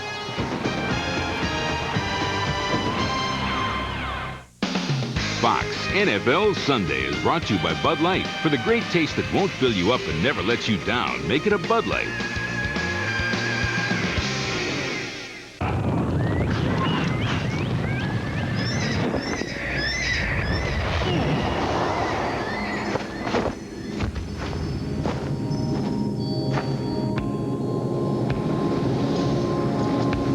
The truck is here. Introducing the new Silverado. It's bigger. It's more powerful. It's the truck from Chevrolet.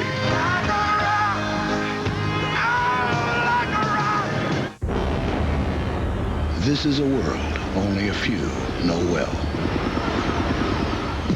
A world of risk and uncertainty, where the roads can take you to success or prosperity, or sometimes to no place at all. This is the financial world.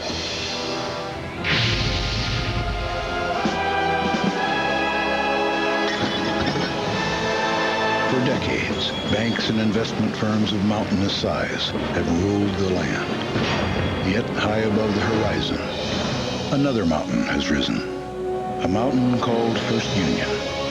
With 16 million customers, the nation's 8th largest brokerage and 6th largest bank. For a new perspective of the financial world, come to the mountain called First Union. Or if you prefer, the mountain will come to you.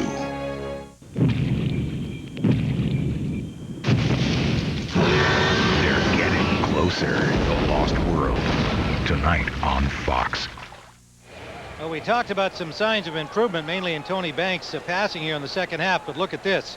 Over the day, these are the things that put the Rams in such a hole early. Banks did all he could to get them to climb back out of it.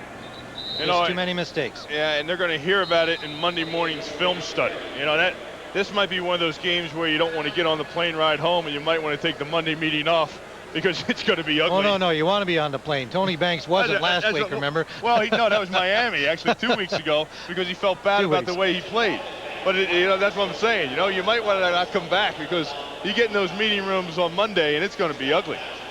All right, now, guys, we got this chance here. What do you think of what you've seen here today, the Falcons, 2 weeks from today against the 49ers? Dan Reeves said it best. You never know what's going to happen. And, yeah, he knows that his team right now can't match up well against the 49ers, but you never know. And with 2 weeks to go, they get Hall back, possibly. Crockett back, possibly healthy. And so going into that game and having Chris Chandler healthy, they might be able to do something. But the 49ers, the way Steve Young's playing, you never know there either. It's not who you play, it's when you play them. Steve Young could get hurt today later on. Oh, gosh, don't even dream of that. 3rd and 3. Harold Green dives for the first down for Atlanta. Well, that's the whole thing. Line. That's what Dan was saying. That's the whole thing. It's not who you play, it's when you play them. It says on paper we don't match up against San Francisco as you look at it right now. But who knows, when they play San Francisco in 2 weeks, they could be banged up. You saw Chris Chandler there a little bit ago, a quarterback who's played awfully well. You don't think about him in the same breath with the Youngs and Favres, but what a terrific competitor. He'll compete with those guys for sure. He's the best of the no-name quarterbacks. There's two groups of quarterbacks. There's the big-name guys, then there's the no-name guys. And he falls under that category of no-name guys, but he's the best of the no-name guys. But you know something, Bill? It goes back to when we went to practice Friday, And when we were there, we were looking at the atmosphere, and we saw the professionalism. We saw guys paying attention. We saw guys wanting to win. And really, the last 3 or 4 weeks, we've had a chance to go around and look at teams. You could tell that these guys understand winning. And it all comes from the guy you pointed out it earlier. That comes from Dan Reeves. He gives them a mindset. He gives them dignity. He gives them the strength of being somebody and something that symbolizes something. You know they say a dog is like his owner. I feel the same way about football teams. I feel they are like their head coach. 24 and ticking down. That ought to do it. And I guess this quote from Dan Reeves sums up what you guys are talking about. He said, never assume a player knows anything. Make it your job to teach him. Don't assume just because he went to college he knows how to block or tackle. That's one thing all the best coaches have in common. They're teachers. And that's what we could see at practice on Friday. And over many successful years for Dan Reeves. And he's got a winning team at 6-2. Some consolation there for his counterpart, Dick Vermeil. And so the final score, 37-15. The Falcons get to 6-2, their best start ever.